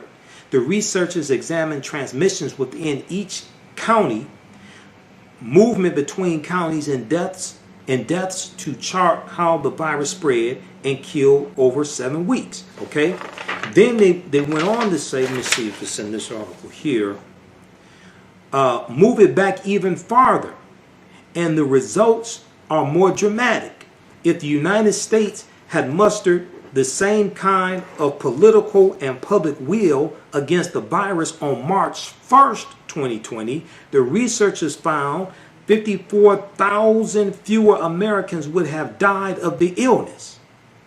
Now, by Friday, May 21st, May 22nd, the nationwide death toll has surpassed 93,000. The overwhelming majority of this was avoidable. But you had somebody incompetent as president. There are people around him telling him, look, fool, this stuff gonna blow up in your face. This stuff we need to do now. He didn't want to do it. Okay, so read this article from Washington Post. Social distancing a week earlier could have saved 36,000 American lives. May 21st, 2020. Then we see theguardian.com. I posted this article on our Facebook fan page, the African History Network. We see the article from The Guardian. Black Americans dying of COVID-19 at 3 times the rate of white people. This is from May 20th, 2020. The racial wound at the center of the coronavirus pandemic in the U.S. continued to fester, with the latest data showing that African Americans have died from the disease at almost 3 times the rate of white people. New figures compiled by the nonpartisan APM Research Lab and released on Wednesday, this past Wednesday, under the title Color of Coronavirus, provide further evidence of the staggering divide in the COVID-19 death rate between African Americans and the rest of the nation. Across the country, African Americans have died at a rate of 50.3 per 100,000 people. 50.3 per 100,000 people, compared with 20.7 for whites, 20.7 per 100,000 people for whites, 22.9 per 100,000 for Hispanics, and 22.7 for Asian Americans. More than 20,000 African Americans, about 1 in 2,000 of the entire African American population in the U.S. have died from the disease. More than 20,000 African Americans have died from COVID-19. At the level of individual states, the statistics are all the more shocking. Bottom of the league table in terms of racial disparities is the state of Kansas, where African American residents are dying at 7 times the rate of whites. Okay. Gail Finney told a local Kansas TV channel, KW Channel 12, recently, quote, "This is a call to action for our county commissioners, our state and our city officials." Now, in other states, the gulf is almost as extreme. In the nation's capital, Washington, D.C., the nation's capital, the disparity in death between African Americans and whites is 6 times. In Michigan and Missouri, the disparity between African Americans and whites is 5 times. So African Americans times the rates of white people in the states of Michigan and Missouri. And in major hotspots of the disease, New York, Illinois, and Louisiana, African Americans are dying at a rate 3 times that of white people. Now, despite the glaring gulf, the Trump administration continues to be sluggish in responding to the crisis. Uche Blackstock, I'm not exactly sure I pronounce his first name, P-H-E, apostrophe U-C-H-E with an accent over the E. Uche Blackstock, an urgent care physician and CEO of Advancing Health Equity, said that the federal reaction had been anemic. Quote, the disparities are continuing to be reflected in the data, yet we still have a complete lack of guidance from the federal government about how to mitigate these divisions. There is no real plan how to deal with it, end quote, Uche Blackstock said. Now, senior Trump administration officials have blamed the disparities on the high incidence among black people of underlying health conditions such as diabetes, hypertension, and obesity. On Sunday, the Health Secretary of Health and Human Services, Alex Azar, pointed to their, quote, greater risk profiles, end quote, and was criticized for blaming the victims of the virus. All this deals with politics. Quote, while comorbidities are a factor, there is mounting evidence that African Americans are disadvantaged in terms of access to diagnostic testing and treatment for the disease. Okay, so read the rest of this. Read the rest of this article. This is from TheGuardian.com. Black Americans dying of COVID-19 at 3 times the rate of white people. And a lot of news outlets picked up on this study. Then BlackAmericaWeb.com had an article from May 19, 2020. Black America Web, because I read not just white news sources, but African American news sources. The Griot, News1.com, Black America Web, Atlanta Black Star, all that stuff too. YoBlackWorld.net. Black Americans dying of COVID-19 at 3 times the rate of white people. This is, okay, that's The Guardian. Then the same day, BlackAmericaWeb.com had the article, Coronavirus Update, Diabetes are more likely to develop severe complications. Diabetics are more likely to develop severe complications from COVID-19. Diabetics are more likely to develop severe complications from COVID-19. May 19th, 2020.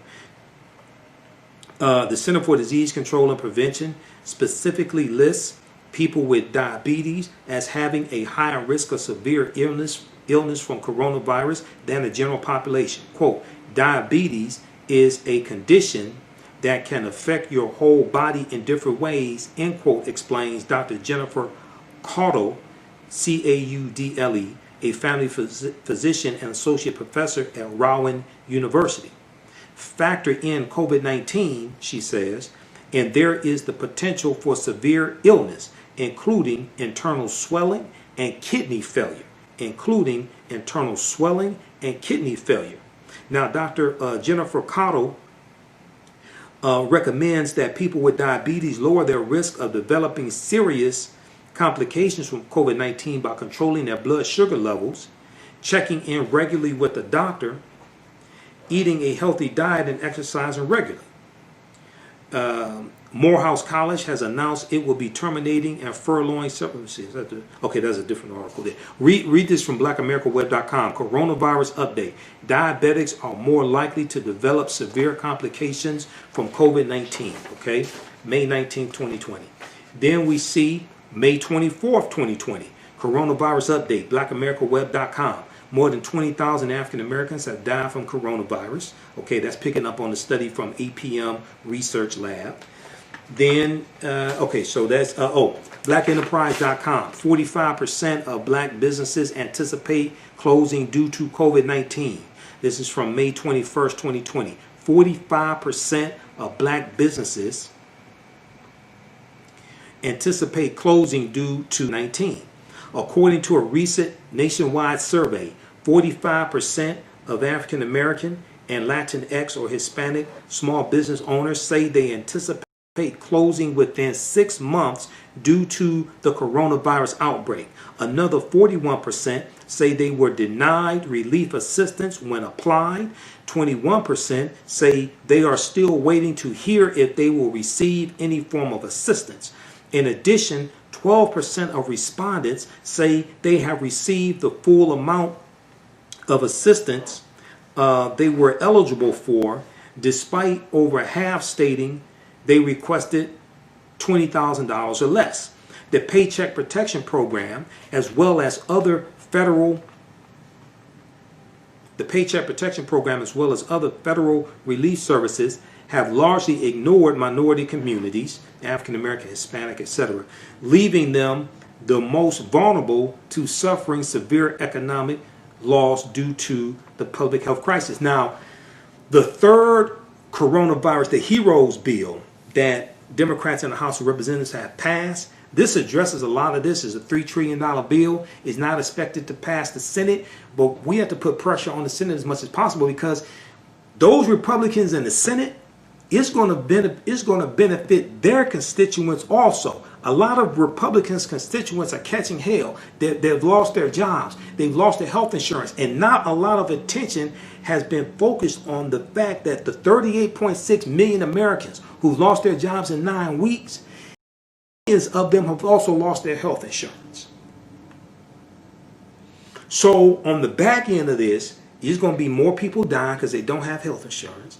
But also there are going to be massive bankruptcy, massive individual bankruptcies, massive individual foreclosures, massive individual evictions that are going to take place. I know a lot of states have a 3-month moratorium on evictions and things like this, but your landlord ain't going to just, they're not just going to wipe out 3 months of rent, or your bank, not, a lot of them not going to wipe out 3 months of mortgage. When this moratorium ends, you're going to be 3 months behind. So then what?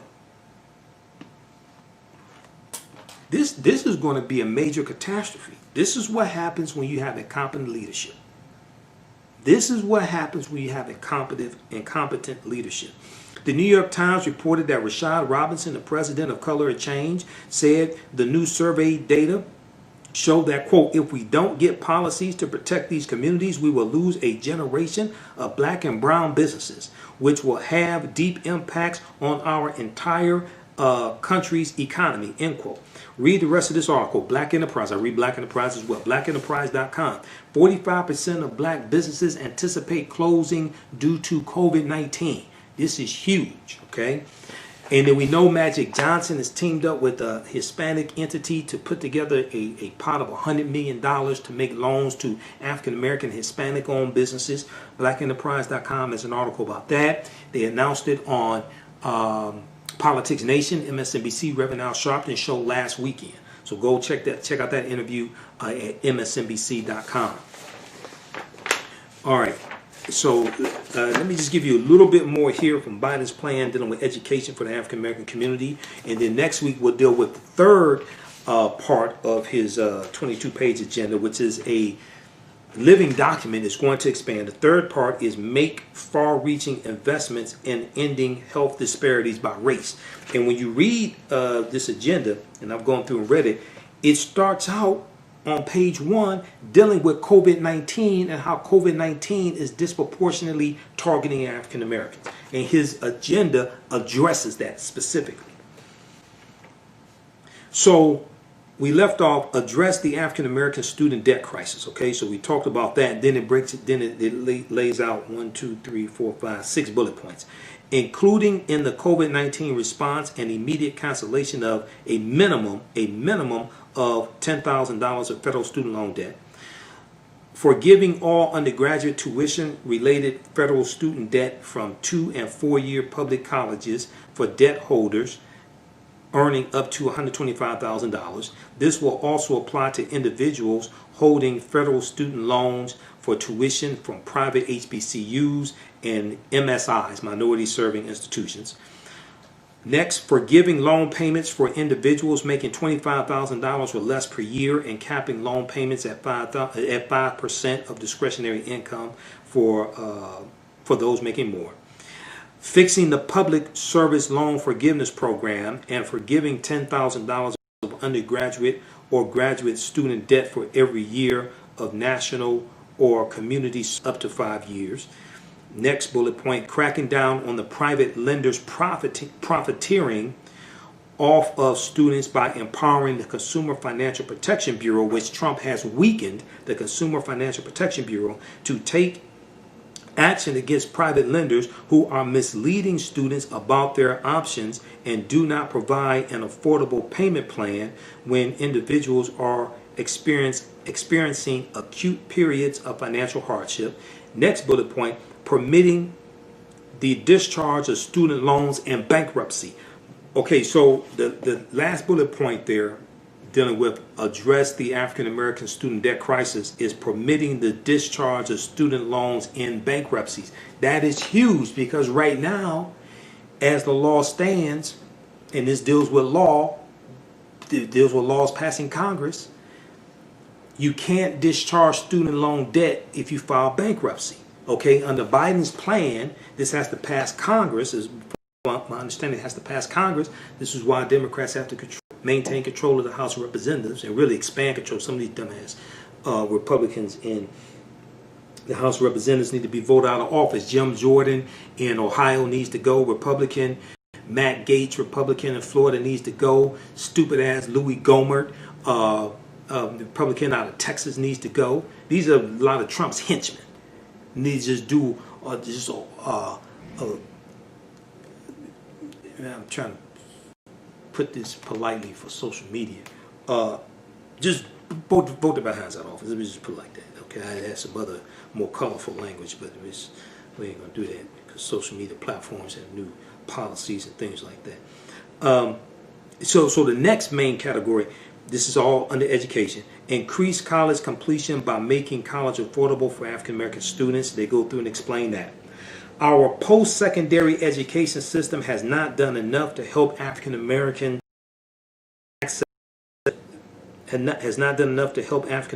students access, afford, and succeed in high-quality post-secondary education.